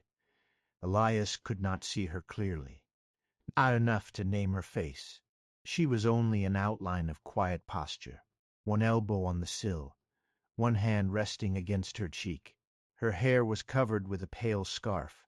On the table beside her lay sheets of paper, some folded, some blank. She was looking out, not at Elias, through him, past him, toward a distance that the window had once framed. Mountains, perhaps, or a road, or someone who never arrived by it. The room faded. The glass returned to silver. Elias breathed out slowly. The memory had not been sad in the way he expected. It had held loneliness, yes, but not despair. More than anything, it held attention, a life spent looking carefully from one place, not because one refused the world, but because the world had come to that window in changing light, weather, birds, dust, visitors, seasons, and the slow education of watching. He thought of himself at his own window in Astercombe, looking toward the ridge, not going, yet not empty of wonder. The window's shutters moved slightly, though no wind touched them. A second image formed in the glass. This time, Elias saw the same room at night. A candle burned low. Rain moved in shining lines beyond the pane. The woman was gone, but the table remained. On it lay a letter half written. The ink had dried before the letter was finished. The words were too faint to read. Then the image changed again. Morning, the room cleared, the bed made, the lavender replaced by a sprig of rosemary. A young boy stood on a stool, looking out the window with both hands on the sill. He pressed his nose to the glass, laughed at something outside, and vanished like breath. Then the room was empty once more. The window in the valley stood open to the air. Elias picked up his notebook. The first mark he made was not the frame. It was the line of sight, long, gentle line beginning at the sill and extending outward into blankness. Then he drew the sill itself, with its crack and small plant. He drew the two shutters, not symmetrical, one hanging slightly lower than the other. He drew the bridge, because the window had chosen to stand beyond it. He drew the stream under the bridge, and in the stream a small broken reflection of the same window, because what is seen from outside is never the whole of what is seen from within. Then he stopped. Something was missing. He looked at the glass. It reflected him now. An old man seated on a low bridge, cloak around his shoulders, lantern beside him, notebook on his knee. Behind his reflection, faintly, was the room again.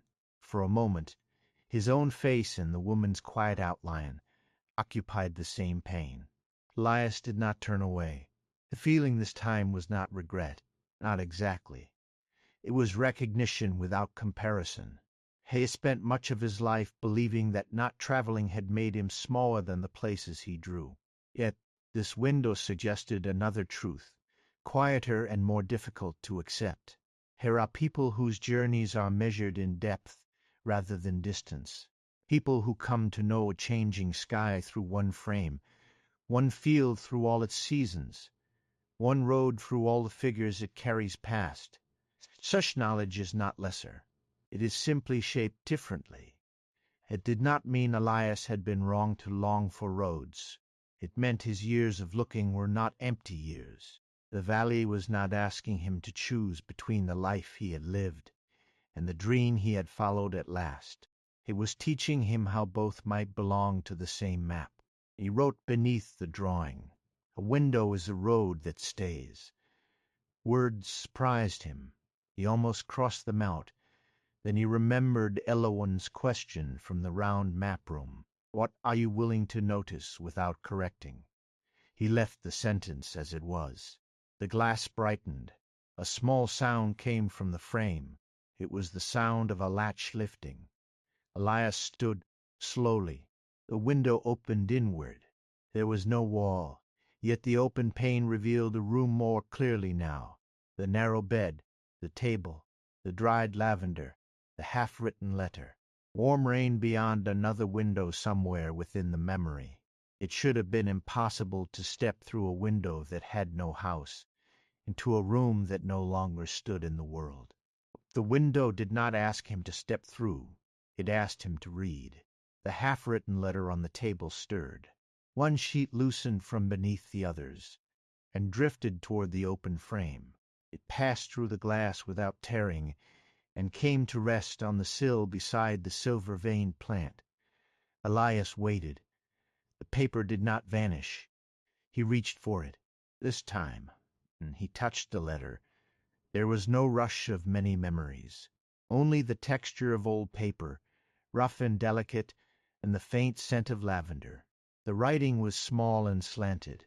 My dear Ansel, the mountain is blue this evening, though I know that will tell you very little.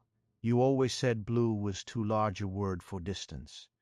Today it is the color of smoke after rain, or the inside of a mussel shell, or the shadow beneath a swallow's wing when it turns before the storm. I have left the window open because the road is quiet, and when the road is quiet, I can almost imagine it is listening. There the letter broke off, and torn, unfinished. Elias read it twice. Ansel. The name had not appeared in the room as images. The woman had been writing to someone who understood color, or distance, or both. Someone absent, but not necessarily lost in pain. The letter did not feel like a wound. It felt like a conversation paused at the edge of expression. He looked back at the window. "What do you miss?" he asked softly. The glass showed him the room again. The woman at the table, pen in hand, not weeping, not distressed, only searching for a word that would carry the evening faithfully to someone far away.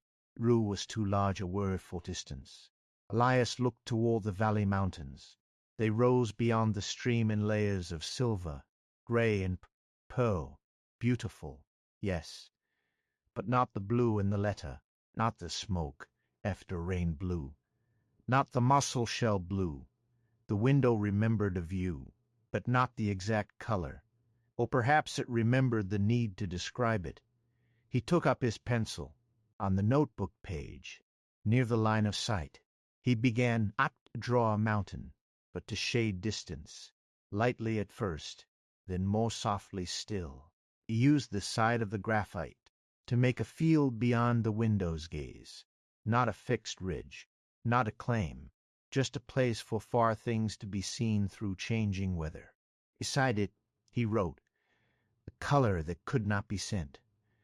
Window gave a faint creak. The letter in his hand warmed. A second line appeared beneath the unfinished one, in the same slanted hand, forming slowly as if the page were remembering ink. "If I cannot send you the color, I will send you the waiting." Elias sat very still. The sentence settled over the bridge, the stream, the window, and the quiet grass around him. "If I cannot send you the color, I will send you the waiting." He thought of maps sent across distances. Maps commissioned for people who might never walk the roads themselves. Maps kept in drawers by those who wanted to imagine a place, well enough to endure not being there. He had always thought of such maps as substitutes for travel. Perhaps some had been gifts of waiting. Perhaps some had said, "I cannot bring you the world, but I can hold a little of its shape where you are." The letter's new line darkened, then stilled. Elias placed the paper back on the sill. The open window did not close. Instead, the room beyond it faded, leaving only the frame, the plant, and the valley reflected in the glass. But now, in that reflection, mountains held a faint blue that had not been there before. Blue too soft to name exactly. Smoke after rain. Shell interior. Swallow shadow. All of them, and none. He smiled. Will that help it rest? The question was spoken to the window, but Eowyn answered from the bridge behind him. A little. Elias turned. She stood at the near side of the bridge, her shawl folded around her arms. He had not heard her approach. Well, he was no longer surprised by that. "I thought you were not coming." "I was not." "Then the house gave me this."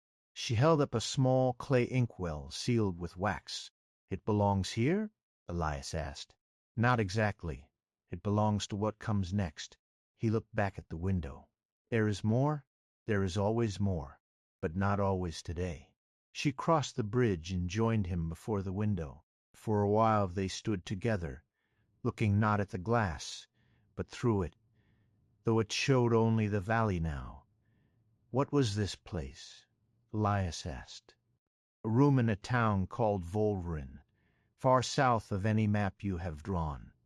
The room overlooked the western road and the blue mountains beyond. For 40 years people lived with that view. They wrote letters beside it, dried herbs on its sill, watched for travelers, cooled pies in the evening, counted swallows in spring, and then the house was taken down when the road was widened. The window frame was saved for a while, moved to a shed, then an attic, then a builder's yard. Eventually the wood was left in rain. The glass broke, but the looking that passed through it had been faithful. So the window came here before the last of it rotted. Elias touched the frame lightly. This time it allowed him. The wood was warm from light. It did not belong to one's son. It does not want the room restored, he said. No, it wants the view remembered, and the waiting that happened through it. He nodded. That felt right. The square had needed its paths. The window needed its distance. Not the exact return of what was gone, but the recognition of what had made it a place. Elowen handed him the sealed inkwell. The wax bore no crest, only a pressed mark of a swallow's wing. When the time is right, she said, the letter may ask for ink. Not today. Do you feel today asking? Elias listened. The stream moved under the bridge. The petals turned in the current. The window held its faint blue reflection. A letter rested on the sill, now containing one line more than before. No, he said. Today it has said enough.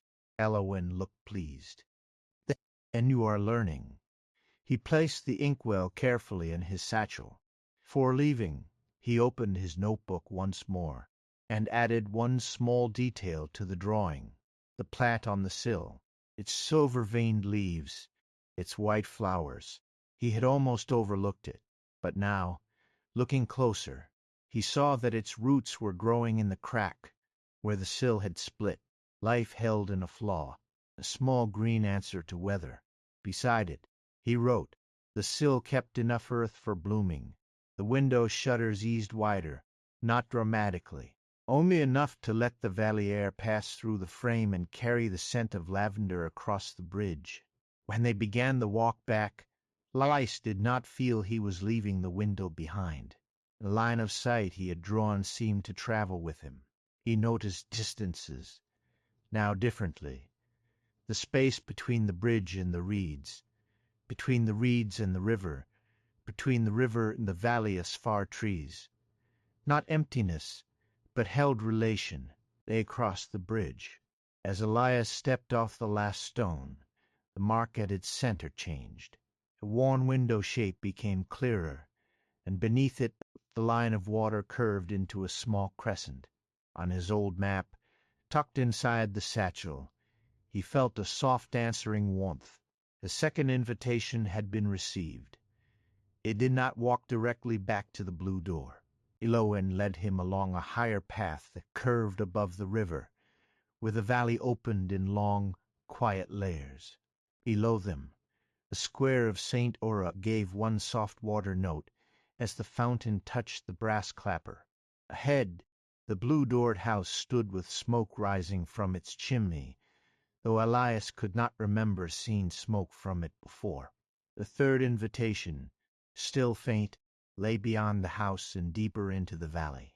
From this higher path, Elias could see it more clearly than before. It did not lead to a single visible object. Rather, it disappeared toward a cluster of shapes half veiled by mist, perhaps rooftops, perhaps terraces, perhaps a place still deciding how much of itself to show.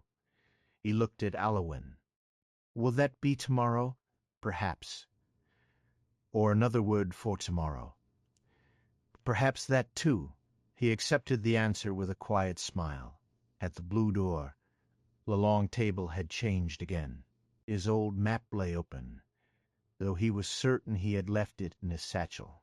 The path to St. Aura now held the small square, the faint roads, the upward sound line, and a tiny mark at the fountain's edge where the clapper rested. The second path, toward the bridge and window, had brightened. It crossed a drawn stream and ended not at a building, but at a simple frame. From that frame extended one long line outward into blankness, shaded in the faintest blue-silver. Elias leaned over it. The map colors itself now, only where words are too large, Elias said. He thought of the letter. Blue was too large a word for distance. He took the sealed inkwell from his satchel and placed it beside the map. It made no sound when it touched the table. A wax swallow caught the light from the hearth. Should it stay here, he asked, for tonight? He also removed the notebook and opened it to the window drawing. The page had taken on a faint scent of lavender. The graphite shading beyond the frame looked softer than when he had drawn it, and the words beneath it had darkened as though written in ink, though he had used only pencil. A window is a road that stays, the color that could not be sent. The sill kept enough earth for blooming. He read the lines quietly. They did not feel like notes any more. They felt like three small lanterns. Elias placed supper on the table, a bowl of white beans with herbs, dark bread, and a cup of warm milk, scented with nutmeg. Elias ate slowly, grateful for the way simple food returned the body to itself, after listening to places that had no bodies of their own. Neither he nor Elias spoke much. The day, if it had been a day, had held enough. After supper, Elias sat by the hearth, while Ellen sorted the shelves. She moved a hinge from one tray to another, wrapped the embroidered map in blue cloth, and took down a small wooden box filled with paper labels. On one label, in her careful hand, she wrote St. Aura. Clapper returned as recognition. On another she wrote Vollering window, waiting received, ink withheld. Elias watched her place the labels into two separate drawers. Do all acts here get recorded? He asked. Not all. Which ones do? The ones that might otherwise be mistaken for completion. He considered that, because they are beginnings, or pauses, or recognitions, or mercies, too small to look important later. Outside, the valley dimmed toward moonlight again. The light of whatever had resembled afternoon retreated gently from the upper slopes. Stars appeared above the far mountains, though Elias had no memory of sunset. The silver road beyond the threshold glimmered faintly. Then the third invitation, seen through the open door, seemed to breathe once, and then grow still. He felt tired, but not emptied. There is a kind of tiredness that comes from being worn down by too much noise, too much demand, too many small concerns pressing against the mind, until even rest feels like another task. Elias had known that tiredness often. This was different. This was the tiredness of having paid attention well. It asked only for a chair, a fire, and permission to set the day down. Elias brought him the child's map from upstairs, though he had not asked for it. I thought you might want this near your notebook tonight. He took it. The paper felt less fragile than before. He did not unfold it immediately.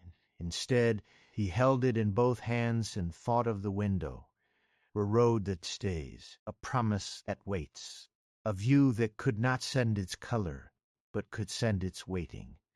Perhaps the child who had written one day, I will go, had not only longed to leave.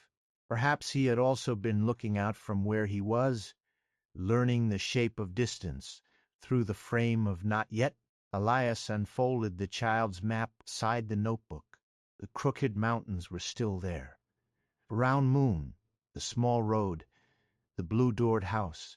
But now, near the edge of the old paper, where he was certain there had once been nothing, a small square had appeared. Within it was a window, drawn with a child's simple lines, and beyond it one blue mark like a mountain or a wave. Elias touched the new mark lightly. He did not feel surprise as strongly as he might have the night before. Only warmth. The dream had not been simple even then. It had already known roads and houses and windows, going and staying, distance and shelter. It had known more than the boy could explain. He folded the paper again and placed it between the pages of his green notebook, at the drawing of the window, not to hide it, to let the two maps rest together. Later, when he went upstairs, his room was as plain and kind as before. The silver lantern burned beside the bed. Mrs. Vale's note remained on the table, and beside it sat the little inkwell with the swallow mark, though he had left it downstairs. "Laugh softly. Very well," he said to the house. He set the notebook beside it. Through the window, Lunareth Vale lay under deepening moonlight. He could not see the Volrin window from here, but he imagined it beyond the low bridge, open to the gentle air, its frame holding a blue distance that no single word could carry. The square of St. Aura rested nearer, its fountain sounding now and then, with a faint note of water touching brass. 2 places had asked. 2 places had been heard. Neither was finished. Yet both seemed easier in the valley. Elias lay beneath the blue quilt and let the quiet gather around him. For a little while he watched the ceiling shadows move. He thought of the brass clapper not ringing as it once had, but singing softly through water. He thought of the unfinished letter gaining one line and not needing the rest yet.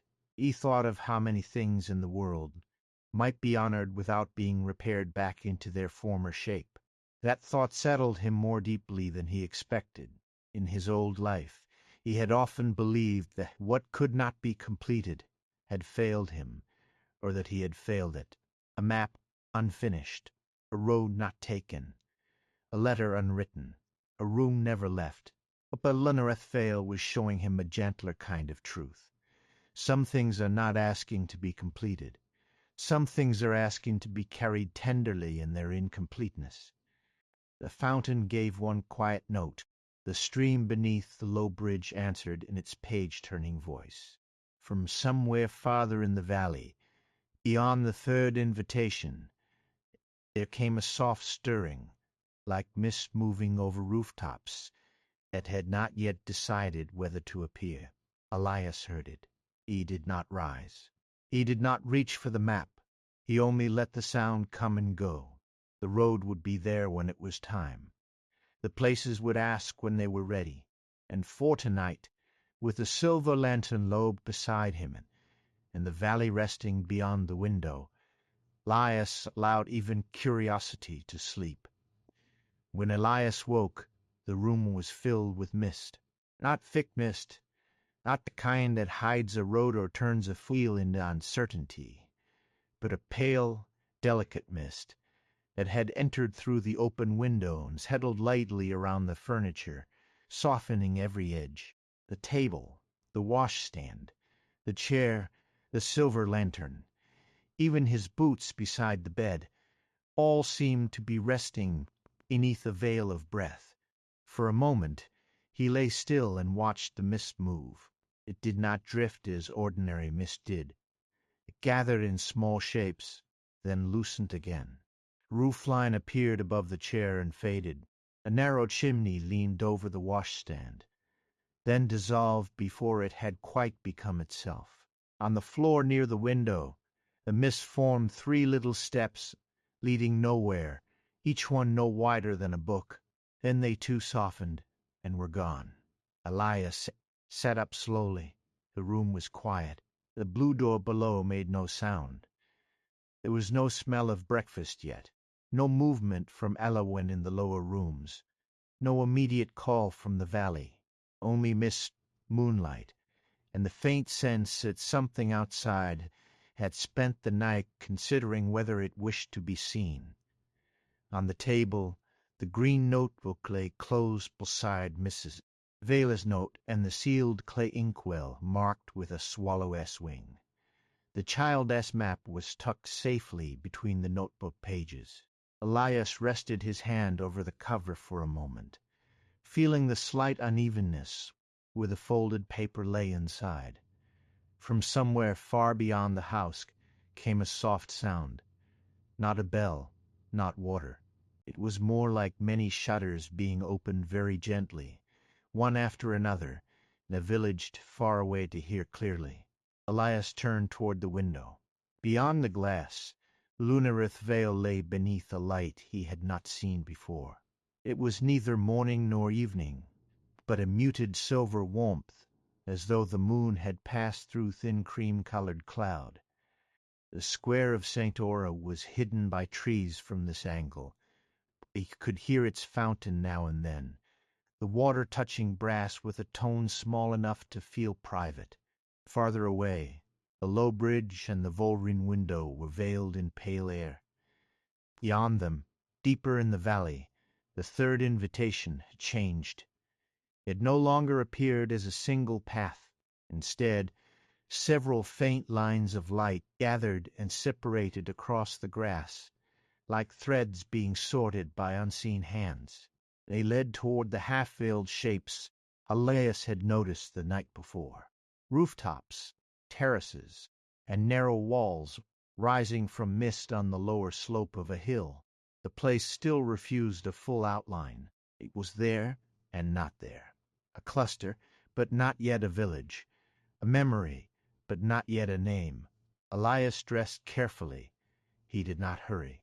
The valley had begun to teach him that haste was not only a speed of the body, it could also be a speed of the mind, a reaching to understand before one had allowed enough silence. So he buttoned his waistcoat slowly, tied his scarf, washed his hands in warm water, and placed the inkwell into his satchel, without knowing whether he would need it. The house, he had learned, was often right about what should be near. Downstairs, Elowen was not at the long table. A cup of tea waited in his usual place, covered by a small saucer to keep it warm. Beside it lay a folded note in her calm hand. The third invitation shy of straight roads. Eat first. Elias smiled. The meal was simple. A bowl of porridge with honey, a slice of dark bread, and 3 dried apricots bright as little pieces of sunset. He ate in the soft quiet of the room, listening to the house settle around him. On the table, his old map had opened itself. The first 2 invitations were clear now. St. Aura with its fountain mark and faint streets. The Volrin window beyond the stream with its blue-silver line of distance. The third path, however, had become not a path at all, but several broken marks beyond the blue door, arranged loosely across the blank paper. Small squares, half-lines, stair-shapes, a cluster of dots like warm windows seen through rain. At the center of the marks was no name. Only a small symbol had appeared, a roof above an open hand. Elias touched it lightly. The paper felt warm, not like fire, but like a cup held between both palms. He finished his tea, wrapped 1 apricot in a square of cloth, and tucked it into his pocket. He was not sure why. Perhaps because ordinary sweetness had proved useful in the valley.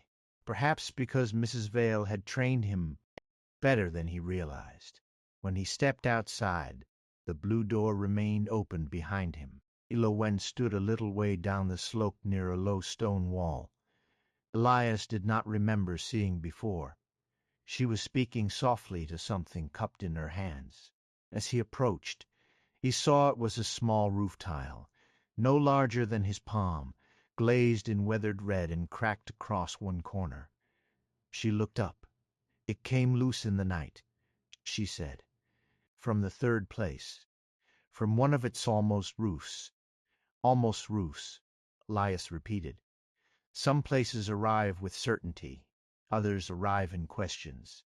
She offered him the tile. He took it gently. The glaze was worn where rain had long touched it. Along the underside, someone had once scratched 3 short lines, perhaps a Maker S mark, perhaps a child's count, perhaps nothing at all. The moment he held it, he felt warmth rising through his fingers. A kitchen ceiling above a table, rain above the ceiling, the smell of lentils and rosemary. Someone placing an extra bowl at a table, though no one had promised to come. Then the warmth faded, leaving only the tile in his hand. Elias breathed slowly. "It feels like a home," he said. "One of them? One of how many?" Alwyn looked toward the misted hill. "That depends on how one counts homes." It was the sort of answer he had grown less impatient with. They walked together for the first part of the way, out along a road, but through pale grass where several faint threads of light appeared and disappeared ahead of them. Sometimes the way led toward the river, then turned back. Sometimes it crossed up and round with no visible reason. At times Elias found himself stepping over the memory of a threshold, though there was no wall in sight. Once he passed through a patch of air that smelled suddenly of boiled apples and clean linen. The valley was quieter here, not silent, but inward. St. Aura had murmured with public memory, bells, benches, market hours, paths from square to street. The Velrin window had held distance and waiting. This part of the valley held private warmths, small rooms, domestic sounds almost too soft to catch, a spoon touching the side of a bowl, a chair drawn closer to a fire, rain tapping above sleep, thread pulled through cloth. Elias did not take out his notebook. Not yet. The hill rose gradually before them, terraced in 3 broad levels. Stone retaining walls held each level in place, though the stones seemed borrowed from many regions. Some were pale limestone, some dark slate, some sun-baked and red. Moss grew in one seam, lavender in another, and from a third sprouted grass like something from a northern pasture. Upon the terraces stood the unfinished place. It looked, at first, like a village seen through fog after waking from a dream. A row of rooftops without full houses beneath them, a warm window set into no wall, a half-stair climbing to a landing that opened only into mist, the chimney giving off smoke from a room that had not arrived, a low garden wall enclosing a patch of herbs, but no door leading to it. Clotheslines stretched between beams without rooms behind them. Small lamps glowed beneath eaves. There were door frames, lintels, stone steps, shutters, a covered walkway, a balcony rail, and the corner of what might have been an upper room. Nothing was complete, yet nothing felt broken. The fragments had gathered with a shy coherence, like strangers at the same hearth discovering that each had brought part of the meal. Elias stopped at the foot of the first terrace. Alwyn stopped beside him. "What is this place called?" he asked. "It has offered several names and kept none. What do you call it?" "The Terrace of Unfinished Homes." The name did not sound like a title. It sounded like permission. Elias looked up at the half-veiled rooftops. "Are they all from the same town?" "No." "The same country?" "No." "The same time?" Alwyn's eyes remained on the terrace. "Not even that." He considered the many stones in the retaining wall, the different roof tiles, the varied shutters, the way one set of steps seemed built for narrow streets, while another belonged to a farmhouse, the way a balcony rail bore faded paint from some warm southern place, while a chimney looked like it had once stood against snow. "Then why are they together?" Alwyn did not answer immediately. A small lamp under one eave flickered, as though listening. "Because each arrived with the same unfinished wish," she said. "What wish?" "To be a place where someone could have rested." The words entered quietly. Elias looked again. The terrace did not hold houses lost after long years of being lived in, or not only those. Some fragments felt well used. A worn doorstep, a polished banister, a table leg visible through the edge of a half-room. But others felt like homes that had almost happened, a foundation abandoned before walls, a room prepared for a guest who never came. Cottage built in plans, but never by hand, a nursery window saved in memory, though no child had slept beneath it, a retirement room imagined, beside a garden, a kitchen promised after marriage, after harvest, after debts, after winter, after the next year that never quite arrived. Elias felt the tenderness of it, not sharp grief, rather the soft ache of almost. Eowyn placed one hand briefly on the low wall. "This place can be difficult for mapmakers," she said. "Because it is incomplete, because completion tempts the generous." He understood. Already, part of him wanted to help the fragments fit together. He wanted to give the roofs walls, the doors rooms, the stairs a destination, not to claim, not to prove, but because incompleteness seemed to invite repair. Yet he could feel, even before entering, that forcing the terrace into one village would be a false kindness. A home imagined is not the same as a home abandoned. A room that almost was should not be made to pretend it had been lived in. "What does it ask?" he said. Eowyn's answer was soft. "To be drawn without being forced into one story." She stepped back. "This one is for you to enter alone. I will be at the lower wall." Elias nodded. The first stone stair rose from the grass to the lower terrace. He climbed slowly, one hand brushing the wall for balance. The roof tile Eowyn had given him rested in his coat pocket, warm against his side. At the top of the stair he found himself standing before a kitchen doorway. Only the doorway was present. Two upright posts, a lintel, and a worn threshold stone. Beyond it lay no full room, but the suggestion of one. A square of warm lamplight rested on the ground where a floor might have been. In that light stood a table, not fully visible. Only one corner met part of a leg. On the table sat a blue bowl with a crack down its side. Elias stood outside the threshold.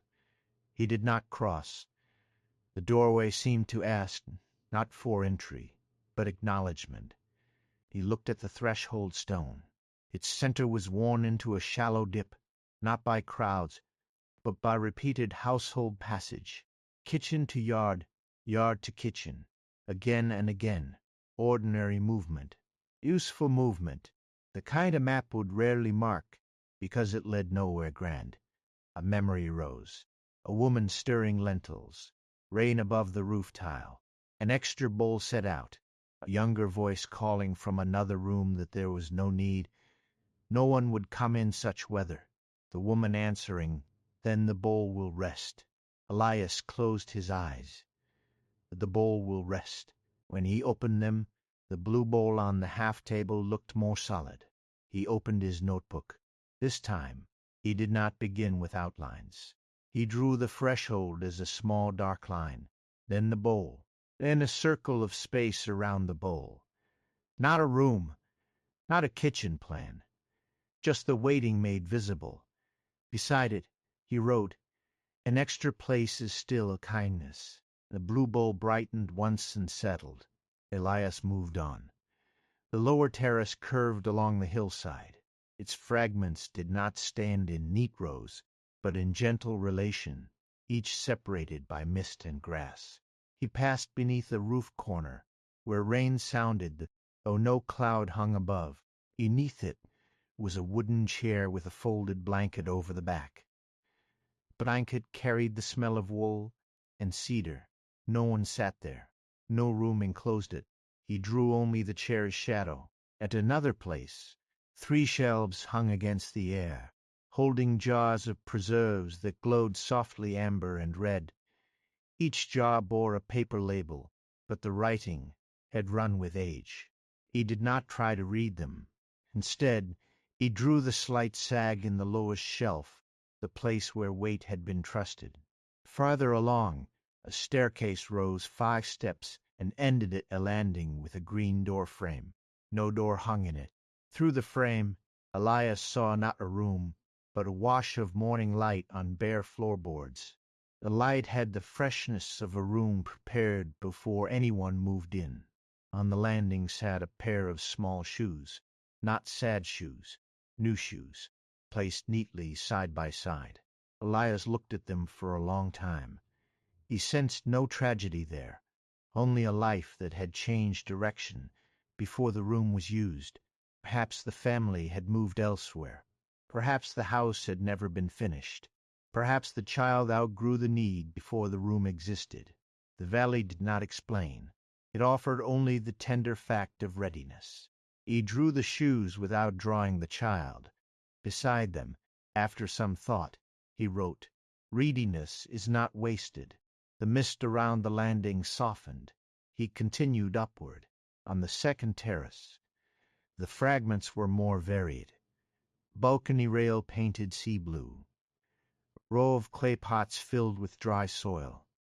A hearthstone still dark at the center. An attic window set low to the ground, hooking up at nothing. A door knocker shaped like a pear. A square of wallpaper with faded birds. A pantry latch. A bedpost, a narrow writing desk with no chair. The place did not ask him to touch everything. That was another lesson. He had come to understand that attention did not mean total attention to every object, as though reverence were a form of inventory.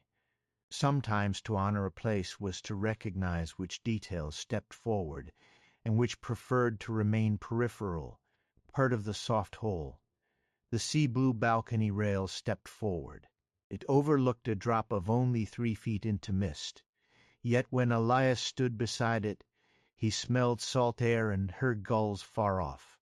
Someone had once imagined retirement above a harbor, a small house with a balcony, where evenings would be spent watching boats. The house had never been built or had never been lived in, yet the balcony rail had arrived in Lunareth Vale, because the imagined evenings had been real enough to leave a trace. He drew the rail as a line opened to distance. He did not draw the harbor.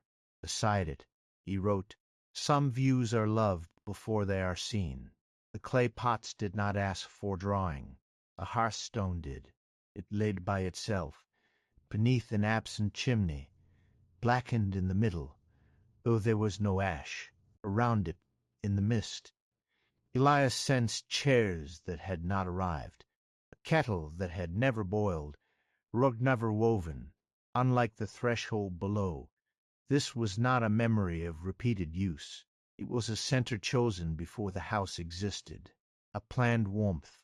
He knelt carefully, resting one hand on his staff. The stone held no scene, only a feeling, the deep human habit of deciding where the fire will be. Before curtains, before shelves, before paint, before even the roof in some cases, someone had said, "Here is where warmth will gather." Elias placed his palm near the blackened center, without touching it. His own hearth in Astercombe had warmed him for decades. The Blue Doris hearth had welcomed him without question. St. Aura's fountain had gathered an hour. The Volrin window had gathered distance. This hearthstone gathered intention. He drew it as a square within a circle, not because that was its shape, but because that was its meaning. Beside it, he wrote, "Here, warmth was chosen." The hearthstone gave off a mild glow, not flame, recognition. Elias sat back on his heels and rested. The terrace was not tiring him in body as much as in tenderness. Each fragment was small, but together they formed a quiet multitude of almost rests, postponed comforts, imagined rooms, spared objects, and kindnesses that had never fully had somewhere to live. He took the dried apricot from his pocket and ate half of it. Sweetness grounded him. The other half he placed on the hearthstone. It remained there, bright orange against the dark mark, then slowly became a small point of light and sank into the stone. Elias did not know what that meant. He did not need to. On the third terrace, the mist was thicker. Here, the fragments were less solid. Roof lines lifted and faded. Windows warmed and dimmed. Doorways appeared in different places each time he turned his head. A little courtyard formed around him, then became a passage, and a room with no ceiling, and an open patch of hillside again. The terrace of unfinished homes was most uncertain here. Elias did not try to pin it down. He stood still and allowed the place to move. Slowly, the shifting settled into a loose circle around him, not a square like St. Ora, not a frame like Volrin. A gathering. Different fragments held their positions long enough to be noticed. A cradle rail with no cradle beneath it. A row of copper hooks for coats. A window seat full of dust motes. A rain chain hanging from an absent roof.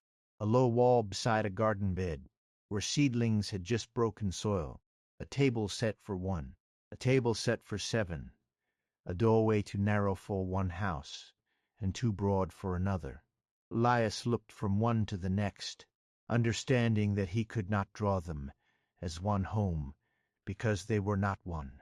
He could not draw them as many separate homes, either, because the valley had gathered them together for a reason. The question was not what house had been lost. The question was what all these almost homes shared. He opened his notebook to a new page. For a long time he made no mark. The mist moved. The fragments waited. Then he drew not walls, not roofs, not rooms, but small sources of warmth. A bowl, a blanket, a hearthstone, a pair of shoes, a railing, a hook, a lamp, a table, a window seat, each one separate. Round them he drew no enclosing line. Instead, he connected them with very faint threads, not straight, not roads, not architecture. Threads of intention, threads of welcome, threads of all the ways people prepare shelter before shelter is certain. As he drew, the terrace grew calmer. The rooftops stopped trying to meet one another. The stairs stopped searching for landings. The windows no longer flickered in and out, as if anxious to be assigned to walls. Each fragment became slightly more itself. A roof could be a roof without pretending to cover a whole house. A hook could be a hook without needing the hallway. A table could hold its place without explaining who would sit there. Elias felt a deep release move through the terrace. Not dramatic. More like many held breaths quietly let go. He wrote beneath the drawing. A home may begin as welcome, before it becomes walls. The mist thinned. For the first time, the terrace showed him its shape. It was not a village, not a house, not ruins. It was a constellation of shelter. Fragments arranged, not by original location, not by age or country, but by the kinds of kindness they had carried or intended to carry. The lower terrace held welcome offered. The second held warmth chosen. The third held rooms imagined with love, but never completed. The place had not been failing to become one clear thing. It had been waiting for someone to stop asking it to. Elias closed his eyes. There it was. The new lesson, arriving so softly that he almost missed it. Not all incompleteness is a request for completion. Some incompleteness is the truest remaining shape. When he opened his eyes, the terrace was more peaceful. The half-roofs no longer strained toward walls. The stairs no longer seemed unfinished in a painful way. They simply rose as far as they rose. The doors framed the air they framed. The warm windows shone without apology. Below, Elias stood near the lower wall, watching. Elias made his way back down slowly. At the kitchen threshold, the blue bowl now held steam, though nothing visible had filled it. At the hearthstone, the glow remained where he had set the apricot. At the landing, the small shoes had turned slightly toward the green doorframe, as if waiting was no longer the only thing they knew how to do. When he reached Telawin, She did not ask what had happened. She looked past him to the terrace. It has stopped trying to gather itself into one house, she said. I think I was the one who wanted it to. That is often how listening begins. We hear our own wish first. He accepted this. He took the roof tile from his pocket. It was cooler now. I do not know where this belongs. Did it ask to belong? Elias turned the tile in his hand. The warmth it had carried earlier was gone, but the memory of the kitchen doorway and the extra bowl remained with him. No, no, he said. I think it asked to be included. Elowyn nodded. He climbed back to the first terrace and placed the tile beside the blue bowl-less doorway, not on a roof, not as repair, but leaning gently against the threshold stone. Its red blaze caught the light. The kitchen fragments seemed to settle. When he returned to Elowyn, the old map in his satchel warmed. He opened it against the low wall. The third invitation had resolved at last. On the paper, beyond the blue door, where broken marks had once gathered, there now appeared 3 curved terraces. Across them were tiny symbols: a bowl, a hearth, a hook, a rail, a lamp, a table, a window seat. No walls enclosed them, no road connected them, only faint threads like lines between stars. At the center, the roof above an open hand remained. Beneath it, silver letters formed slowly, not a name exactly, a phrase. Homes that waited kindly. Elias read it aloud. The terrace answered with the gentle sound of many windows opening, far away and near at once. Elowyn's eyes softened. That is the first name it has kept. They stood together in silence. The mist lifted a little more, revealing beyond the third terrace a narrow path Elias had not seen before. It did not shine as brightly as the first invitations. It was almost hidden among the grasses, curving toward a darker fold of the valley, where tall trees gathered around what looked like a stone arch. Elias noticed it, but did not ask. Elowyn noticed him noticing, and smiled. "Not yet," she said. "I thought as much. Today has given enough." They returned to the blue door by an upper path that passed behind the terrace. From there, Elias could see the unfinished homes from another angle. They no longer looked like a village hesitating to appear. They looked like a quiet arrangement of remembered welcomes, each with its own small lamp. On the way, they passed the embroidered map Elowyn had been mending, now hung between 2 low branches to dry in the soft air. The stitched river glimmered, and beside it, where she had added 3 small trees, the orchard had become clearer, not complete, clearer. Elias stopped. "The river remembered it," he said. "For now," Elowyn replied. He thought of the terrace. Perhaps that is enough. Perhaps it is. At the blue door the house smelled of warm milk and rosemary bread. Elias had not realized how tired he was until he sat at the long table. His notebook, when he opened it, seemed fuller than the number of pages should allow. St. Ora, Volverin, the terrace of unfinished homes. Each drawing had changed the quality of the paper around it. The notebook no longer felt like a record alone. It felt like a place where places were allowed to rest in smaller form. Elowyn placed a bowl of stew before him. For once, she sat without working while he ate. "May I ask you something?" Elias said. "You may always ask. Answers are less obedient. Did the valley bring me here to draw all of it? No." The answer came so plainly that he looked up. "No. No one draws all of Lunareth Vale." "And why show me these places?" "Because they asked. Because you could hear them. Because your map had a blank space honest enough to become a door. Many reasons. None of them hold by itself." Elias stirred the stew, watching steam rise. How will I know when I have done what I came to do? Eowyn looked toward the shelves. There, the label drawers stood in their quiet rows. St. Aura, Valverin, so many others unnamed from where he sat. You may not know all at once, she said, but the road will. The road will. This comforted him more than certainty would have. After the meal, Elias took his old map and spread it beside the notebook. The marks of the 3 invitations glowed faintly in the layered light. The square and its soft roads, the window and its line of blue distance, the terraces connected by threads of welcome. Together, they did not form a conventional map. They formed something stranger and more honest. Record of being received by places that had no interest in being owned. He took up his pencil and made one small mark near the blue door. Not a road, not a symbol, a pause, just a small open circle. Eowyn watched from across the table. "What is that?" she asked. Elias considered. "A place for not knowing yet," she smiled. "That is a very useful landmark." He wrote beneath it, "Rest for the next kindness." The words did not glow. He liked that.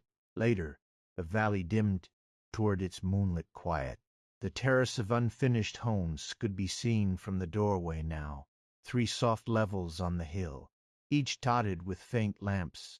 No single lamp was bright, but together they made the hill look warm enough to approach in rain.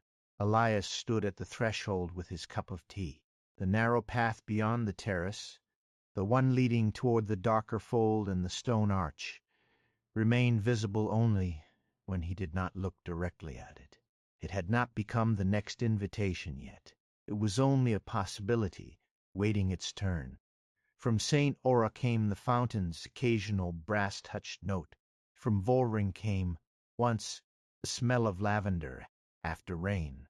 From the terrace came the gentle sound of shutters settling open, no longer searching for walls. Elias breathed in. He felt no need to ask what any of it meant. Not tonight. Upstairs, his room received him with the silver lantern already low beside the bed. Mrs.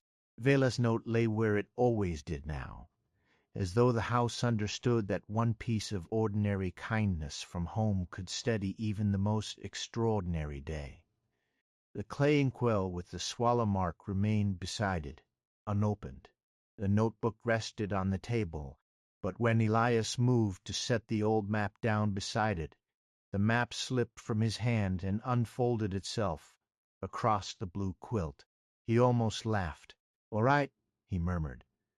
The map showed the valley marks clearly, but now, near the open circle he had drawn for not knowing, a tiny roof had appeared above a tiny hand, the same symbol as the terrace, only smaller. He looked at it for a long while. Then he understood. The symbol did not belong only to the terrace of unfinished homes. It belonged to him too, not because he was unfinished in some broken way, but because there were parts of him that had waited kindly through all the years when other duties took the room. Dreams, patience, tenderness, curiosity, even the old longing for roads. None of them had vanished. They had not accused him. They had not hardened. They had waited like lamps under eaves. He folded the map carefully. This time he placed it beneath the notebook, rather than inside his satchel. Somewhere beyond the window, the terrace gave one soft glimmer across its many small lights. Elias lay down. He did not review the day. He let it loosen. The blue bowl, the green door frame, the shoes, the sea blue rail, the hearthstone, the silver threads between unfinished welcomes. They passed through his thoughts slowly, not demanding interpretation, only asking to be held gently until sleep could carry them without effort. Outside, Lunareth Vale rested. The square kept its hour. The window kept its distance. The terrace kept its many small beginnings. And beyond them, where tall trees gathered around a stone arch, in the deeper fold of the valley, another place waited, without hurry, knowing now that Elias had begun to trust the kindness of things not yet revealed. Elias slept deeply that night. The kind of sleep that does not pull a person downward, but lets them drift inward, as though the body were a small boat moored at last in calm water. No dream troubled him, no vision called him from the bed. They were only soft impressions, passing far beneath waking. Lamplight under eaves, a fountain touching brass, a blue distance held in a window, warm bowls set out for those who might come, and somewhere beyond them all, a stone arch waiting among trees. When he woke, the silver lantern had gone out, not extinguished in any ordinary way, did not smell of smoke, and no wick glowed red behind the glass. It simply rested on the table, clear and still, as if its light had completed some quiet duty, and settled back into itself. The room was almost dark, though not unpleasantly so. A faint radiance came through the window, pale as the underside of dawn. Elias sat up and listened. The valley was very still. St. Aura's fountain did not sound. The stream beneath the low bridge did not turn its pages. No shutters from the terrace moved in the distance. Even the blue door seemed to be holding its breath, not from fear or expectation, but from the deep attentiveness of a house in which someone has reached the last page of a letter and is waiting before folding it. On the table lay Mrs. Vale's note, the green notebook, the Child-S map inside it, the old survey of Astercombe, and the sealed clay inkwell marked with the swallow's wing. The inkwell had moved again in the night. It now sat directly atop the old map, precisely where the blank northern fold had once been. Elias looked at it for a long while. Then he rose. He washed, dressed, and placed each object carefully into his satchel, except Mrs. Vale's note, which he folded and placed in his breast pocket.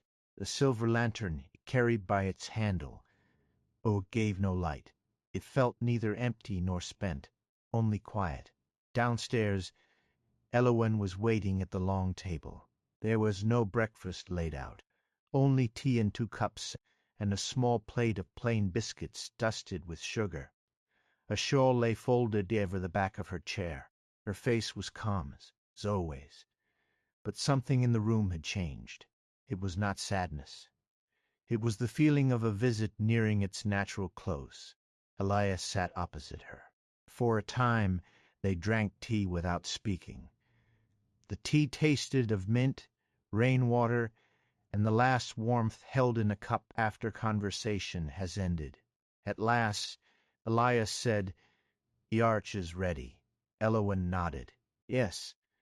Is it another place that asked for my hand?" "In a way." "In what way?" She looked toward the open door. Beyond it, Lunareth Vale lay under a deep silver hush. The 3 places he had visited were visible in faint relation: the square near the trees, the window beyond the low bridge, the terraces on the hill. Past the terraces, the narrow path that had once avoided his gaze now shone clearly. It curved into a darker fold of the valley where tall trees stood still around the stone arch. "The arch does not need you to draw what it was," Elias said. "It needs you to understand what roads do when they have finished leading away." Elias held the cup in both hands. "They lead back?" "Sometimes." The answer was neither full nor evasive. It was enough. He looked around the blue door. The long table, the shelves of fragments, the hearth, the labels tucked into drawers, the little objects waiting patiently to remember or to be released from remembering. This house had not asked to be mapped fully, and still it had become one of the truest places he had ever known. "Will you come with me?" he asked. Elias smiled softly, for part of the way. That, too, had become enough. They left the house together. The blue door remained open behind them. Its windows warm, though no fire was visible inside. The path beyond the threshold did not lead first towards St. Aura or Volrun, or the terrace. It curved among them gently, as though allowing Elias to pass close enough to offer farewell without needing to enter each place again. At the square of St. Ora, the fountainess water rose, and touched the brass clapper once. A single tone floated across the cobbles. The benches remained still. No memory rose. The square did not ask for attention. It simply acknowledged him, as one might lift a hand from across a quiet street. Elias paused at its edge and bowed his head. "Rest well," he said. The tone faded. At the low bridge, the Volrin window stood open. The silver-veined plant on its sill had put out one new white flower. The unfinished letter rested against the frame, but did not lift. A clay inkwell in Elias's satchel gave the faintest warmth, like a small thought remembered at the right time. Elias stopped before the bridge. "Not yet?" he asked. Lawon looked at the window. "Soon." The window as glass held the blue distance. Softer now, less like something being searched for, and more like something being kept. It continued. At the terraces, the place now called homes that waited kindly glowed with many small lamps under roofs. In windows, along stairs, beside thresholds. None of the fragments had forced themselves into houses overnight. The red roof tile still leaned near the blue bowlless doorway. The sea-blue rail overlooked its small mist. The hearthstone held a warmth no flame consumed. The green door frame remained open to the room that had never needed to prove itself by being used. From somewhere among the terraces came the faint sound of a spoon set beside a bowl. Lois smiled. "Not finished," he said. "No," Elone replied, "but peaceful, more peaceful." They passed behind the third terrace, where the narrow path began. Here the air changed. It grew cooler, though not cold. The silver warmth of the valley thinned beneath the shade of tall trees. Their trunks rose straight and dark, their bark smooth in places, furrowed in others, as if each tree had been grown from a different wood, and yet had agreed to stand together. Their leaves were narrow and pale underneath, and when the air moved, it turned softly, showing first shadow, then moonlight, then shadow again. The path beneath them was not stone, not grass, not earth exactly. It seemed made from all the quiet ways Elias had followed since arriving. The silver road at his patient shine, the path to St. Ora, the stream-side way to Volrun, the scattered threads of the terrace. They had gathered here into something very simple. A footpath, nothing more. It asked only to be walked.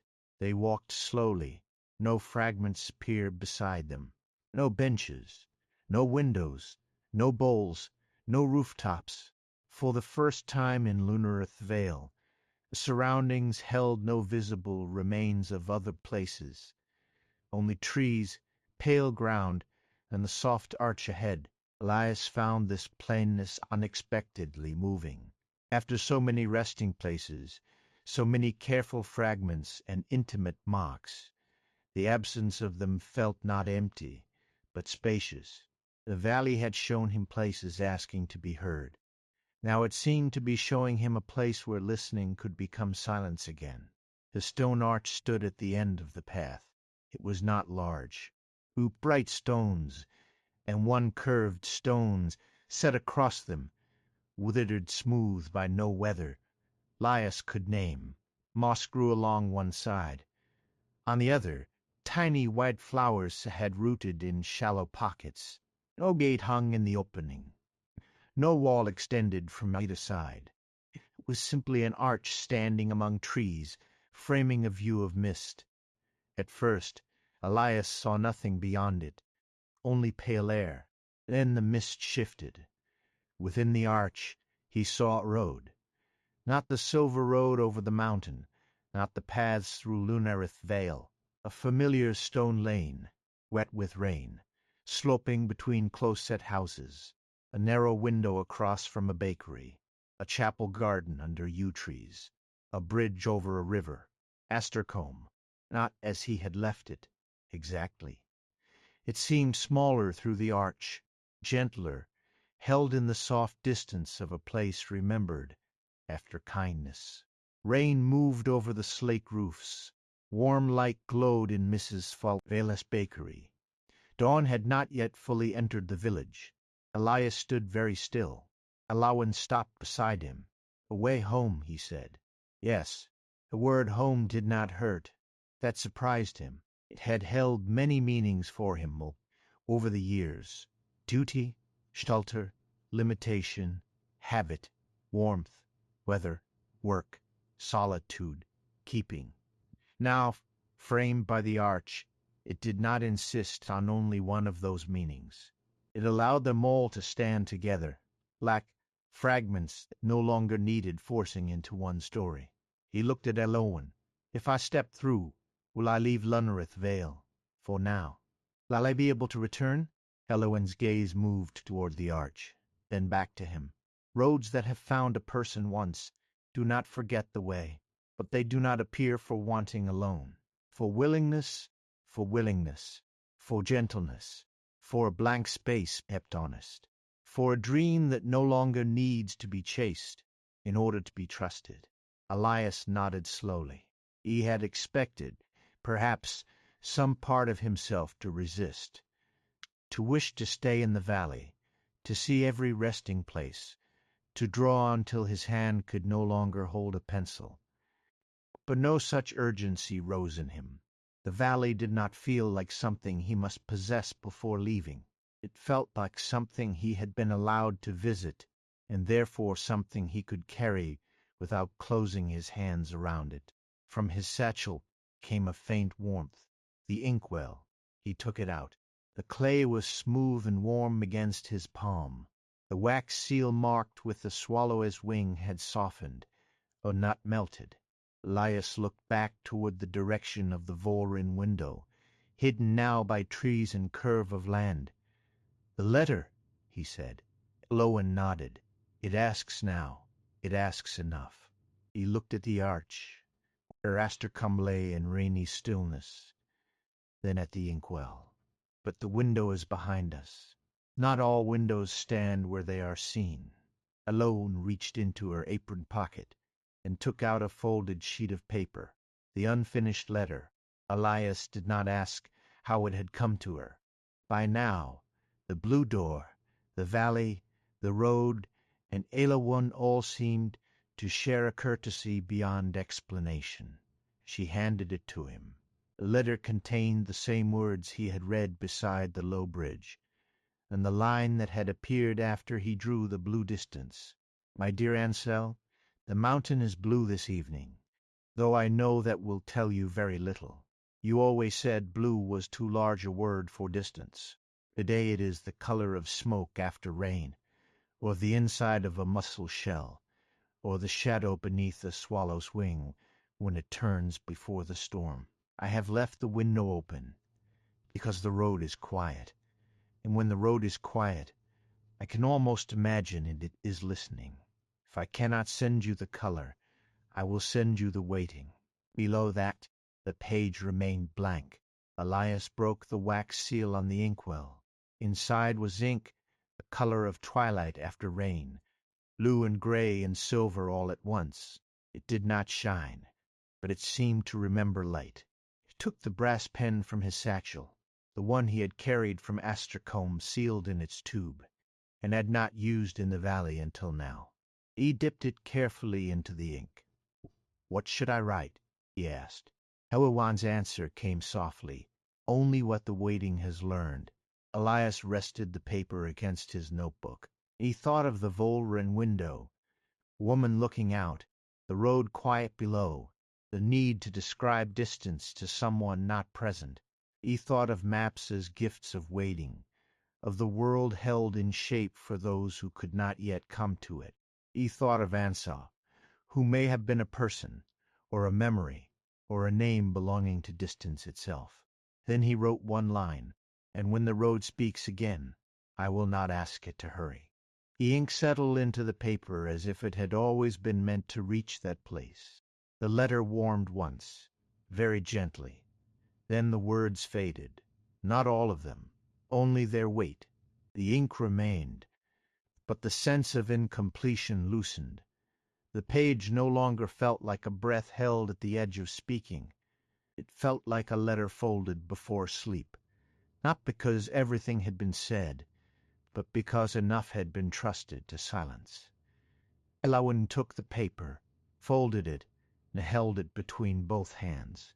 Somewhere far behind them, faint as memory carried over water, a shutter closed softly at the Volrin window, not shut against the world, closed for rest.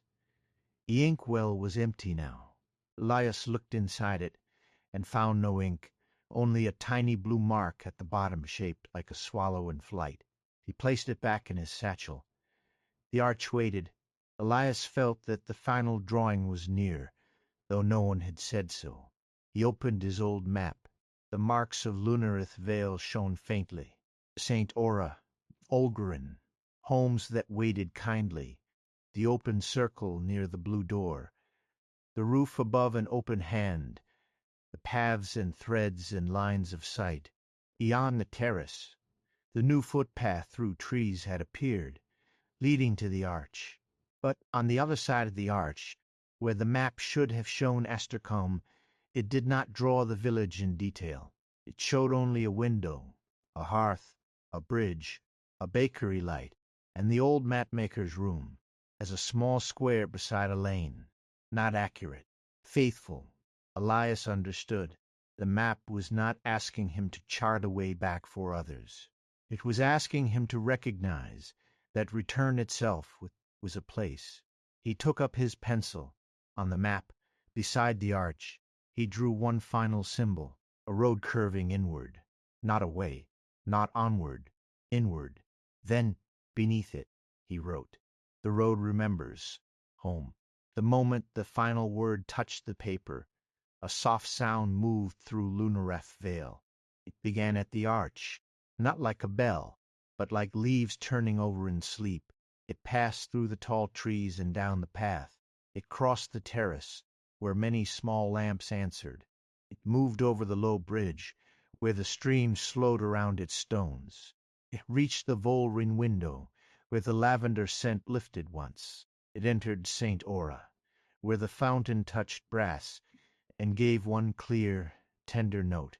Then it reached the blue door. Though the house was hidden from where Elias stood, he felt its welcome brighten and settle. Elowin closed her eyes. The valley rested around them. When she opened them again, Elias saw that her expression had changed. There was still warmth in it, still calm, but also a quiet distance, as though she were standing farther away while remaining beside him. "Was that what I came to do?" he asked. "It was what you were ready to do.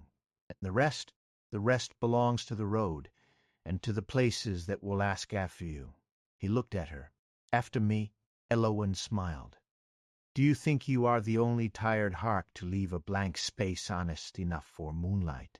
For the first time since arriving in Lunareth Vale, Elias laughed fully, not loudly, not in a way that startled the trees, but with a warmth that rose from his chest and loosened into the silver air. "No," he said, "I suppose not." Elowin stepped closer and placed something in his hand. It was the silver marker pin, wrapped in the dark blue cloth. "I should not take this," he said. "You are not taking it. You are carrying it until the map no longer needs help remembering." He closed his fingers around it. The cloth was soft. "I do not know how to thank you," he said. "You have been thanking the valley by listening to it. That is not the same." "No," Elowin said, "but it is enough for this place." For a moment neither of them spoke. The arch framed Astercombe in rain and dawn. The village looked nearer now. Elias could see the lane outside his own room, the bakery door, the barrel beneath Mrs. Vale's gutter, the weak gold of early light pressing behind cloud. Smoke rose from one chimney and another. Owning was beginning there. He felt the pull of it. Not the old pull of duty alone. Something kinder. A place that had waited too, in its own way. Elias looked once more back through the trees. He could not see all of Lunareth Vale from here, but he could sense its arrangement. The square, the window, the terrace, the river, the hidden places not yet named, the blue door with its warm table and patient shelves. He knew he would not remember every detail perfectly. Already some edges were softening, as dream edges do when waking approaches. But the feeling remained clear. He had not imagined it, and even if memory later became gentler than proof, he thought he might no longer mind. He turned to Elowin. "Will you be here if I return?" If here is the word the road chooses, yes. And if not, then you will still have been welcomed. That was perhaps the truest farewell she could offer. Elias bowed his head. Then he stepped through the arch. There was no falling, no flash of light, no dizzy passage from one world to another. He took one step beneath the stone, and the air changed. Scent of the valley became rain on slate. A hush of tall trees became water in gutters.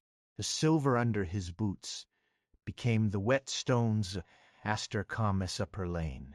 He stood beside the chapel garden just before dawn, his staff in one hand, his satchel over his shoulder, his cloak damp at the hem from ordinary weather. Behind him, where the arch had been, it was only the old path descending from the northern ridge, half hidden in mist. The moon road was gone. Above the village, clouds covered the mountains. Elias remained still for a while, letting the ordinary world gather itself around him. It was colder here, less luminous. The stones were uneven in the practical way. Shutter creaked down the lane. Somewhere a rooster made a sleepy attempt at morning, and then fell silent. The river below the bridge carried rainwater loudly, without mystery, and yet everything looked slightly more tender than when he had left. Not changed in itself, changed in his seeing. A window across the lane held a candle stub and a clay pot with no plant in it. A worn step outside the apothecary dipped in the middle, where many feet had entered for remedies, comfort, or news. The chapel gate hung a little crooked, but the hinge had held through weather. Mrs. Vale's bakery gave off its first warm breath of bread. Elias walked slowly down toward home. At the bakery door, Mrs. Vale stood with a tray in her hands. She did not startle when she saw him. She looked at his boots, his cloak, his face, then the satchel at his side. "Well," she said. Elias smiled. "Well, did the road behave?" "Better than I did at first. That is often the way with roads." She set the tray on the cooling rack just inside the door and came closer. For a moment her usual briskness softened completely. She did not ask for explanation. She did not demand evidence. She only reached out and adjusted the edge of his scarf, which had twisted during the walk down. "You look tired," she said. "I am. Good tired." He considered. "Yes." Mrs. Vale nodded, satisfied. "I kept soup back. Come by after you have slept." "I will." "And Elias?" "Yes." Her eyes moved briefly toward the misted ridge. "My grandfather was not making it all up." Then Elias thought of St. Ora, the Volreen window, homes that waited kindly. The arch, Lawin's hands folding the letter. "No," he said softly. "But I think he may have told less than he knew." Mrs. Vale smiled. Family tradition. She went back into the bakery, and the scent of bread followed Elias across the lane. His room was as he had left it, and not as he had left it. The hearth held gray ash. The candles had burned down into small pools of wax. The shelves stood crowded with their ordinary rolls and cases and tools. The old first map above the hearth still showed its bridge too far east, its mill pond too wide, its missing chapel path. His chair waited near the table. The window faced the northern ridge, where mist concealed every impossible thing. Nothing had been disturbed, except the table. At its center lay a blank sheet of paper. Elias knew he had not placed it there. He took off his cloak, hung it on the peg, and stood before the sheet for a long time. Then he unpacked his satchel. The old map of Astercombe, the green notebook with the child's map tucked inside, the empty inkwell with the swallow mark at the bottom, the silver marker pen wrapped in blue cloth, his brass pen, the lantern, now ordinary again, though cleaner than before. He arranged them carefully. Then he opened the old map. In the gray light of morning, it showed Astercombe, the ridge, the sheepfold, the blank northern fold. No silver roads, no valley marks, no blue door, no St. Ora, no Volren, no terraces, no arch. For a brief moment, Elias felt a hollow open in him. Then he looked again. The blank space was still blank, but it was no longer empty. It had become the kind of blankness one leaves out of respect. He smiled. He opened the green notebook. There they were, not shining, not changing, not proving themselves. The words and drawings remained in graphite and ink, faintly scented in places by lavender, hearth smoke, pear butter, wet stone, and something like moonlit grass. St. Orus Square, the Volren window, homes that waited kindly, the open circle near the blue door, the final symbol of a road curving inward, and between the pages the child's map. Elias unfolded it, the crooked mountains, the round moon, the small road, the blue door house, the window. And now, near the bottom, one new shape had appeared, a stone arch. Beyond it, drawn in a childish uneven line, was a little square room with a window facing rain. His own room. The boy's map had found its way home. Elias sat. He did not weep. He did not need to. Some feelings, when they are finally allowed to rest, do not require tears. They simply take their proper place inside the chest and become part of the breathing. He took up his pen. The inkwell from Volren was empty, but his own ink bottle stood nearby, dark and familiar. He dipped the pen, then hesitated over the blank sheet of paper. For most of his life, a blank sheet had asked to be filled. Now he knew better. A blank sheet could also ask to be approached. He wrote at the top, a map of places that rest. Then he paused. No, not quite. He drew a careful line through the title. Below it, he wrote, a map of places that welcome me. That was truer. He did not begin by drawing Lunareth Vale in full. He did not draw the mountains, or mark the ridge, or create a route that someone might follow and hunger for wonder.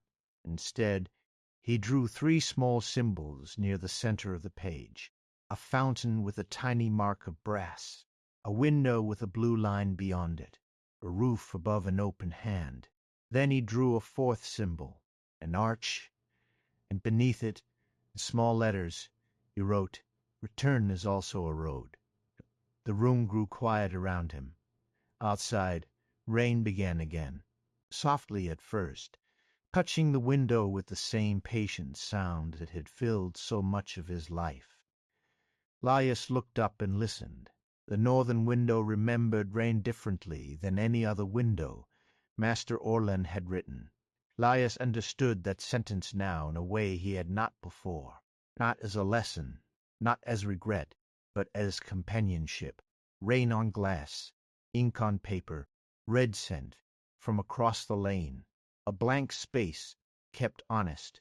He worked until the village had fully woken, not quickly, not with the old tightness in his shoulders.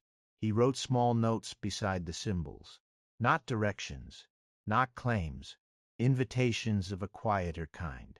At the fountain, where the hour was shared, at the window, where waiting learned color, at the roof and hand, where welcome waited for walls, at the arch, where roads remember home, Then, near the margin, he drew one small open circle, and wrote, "Rest before the next kindness." When the page was done, it did not look like a map anyone would commission. It would not help merchants or surveyors. It would not guide armies, pilgrims, tacksmen, or travelers looking for the shortest way through the mountains. It could not be verified by instruments, nor copied cleanly into an atlas. Yet Elias felt no urge to improve it. It was not complete. It was true enough to rest. He left it on the table to dry, went to the window. The northern ridge was hidden entirely by cloud. No silver road shone on the hillside. No standing stones appeared. The world beyond the village had returned to rain, pine, and mist. But in the room behind him the notebook lay open, and in his breast pocket Mrs. Vale's note remained warm against his heart. For several days after that, Elias did not speak of Lunareth Vale except in small ways. He went to Mrs. Vale's bakery after sleeping and ate soup thick with barley and carrots. She asked no more than he could answer. Fen Calder watched him from the last cottage one evening, and only lifted his mug in silent recognition. Elias returned the gesture. That was all. The village continued. Red rose. Rain fell. A late bell rang from the watch-house. Carts came up from Bellwade with flour, lamb oil, letters, and gossip. Children splashed through puddles in the square. Smoke leaned from chimneys. Moss thickened between stones. Ordinary time resumed its careful work. Yet Elias had changed the way he mapped. At first, no one noticed. A farmer came asking him to mark a boundary wall that had been moved after flooding. Elias did so, but he also added the old footpath the farmer's mother had used to carry milk to the lower road. A widow requested a clean copy of her property lines for her nephew. Elias included the pear tree where her husband had built a bench, not as legal boundary, but as a small symbol in the margin. When the innkeeper asked for a route map for travelers, Elias marked not only distance and slope, but the places where one could rest out of wind. People began to comment, not immediately, then often. "This map feels easier to follow," one traveler said, though he could not explain why. "My mother remembered that path when she saw it," said the farmer, touching the paper with one broad finger. "I had forgotten the bench," the widow whispered, and carried the map home carefully beneath her shawl. Elias said little. He simply listened more before drawing. Sometimes, at night, when the village slept and rain moved softly over the roofs, he opened the green notebook and turned the pages. The drawings of Lunareth Vale remained steady. Occasionally a detail deepened. Sparrow near St. Ora, a fold in the Volran letter, a little lamp at the terrace. Nothing dramatic, nothing demanding. The silver road did not appear again that autumn, nor in the first winter snow, nor when spring came pale and wet to the valley. Elias did not mistake its absence for loss. He had learned something from the road. Some dreams are not kept alive by chasing them. Some remain by being trusted. One evening in late spring, when the rain had stopped and the village smelt of turned earth and wood smoke, Elias stood at his window with a cup of tea. Across the lane Mrs. Vale closed her bakery shutters. Up near the last cottage Fen Calder rang the late bell. Its note crossed the village and settled among roofs, gutters, lanes, walls, windows, and sleeping gardens. Elias listened, and that note, beneath the ordinary bronze of Astercombe, he heard another sound, very faint, water touching brass. He smiled. He set down his cup, went to the table, and opened the old map.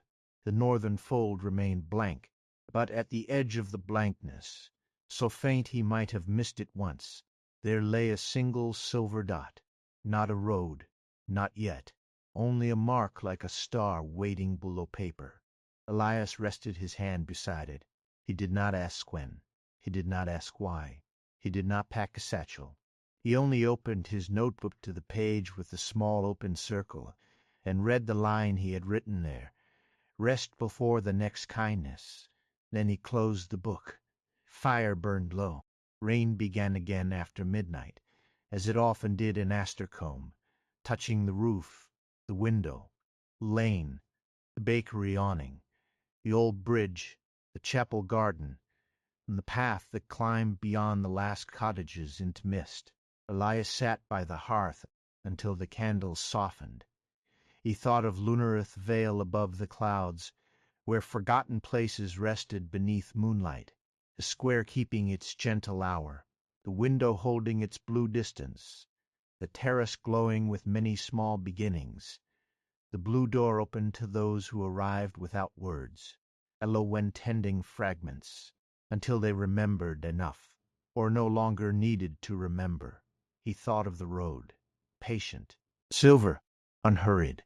Then, at last, he rose, went to bed. The room was warm. The map lay open on the table.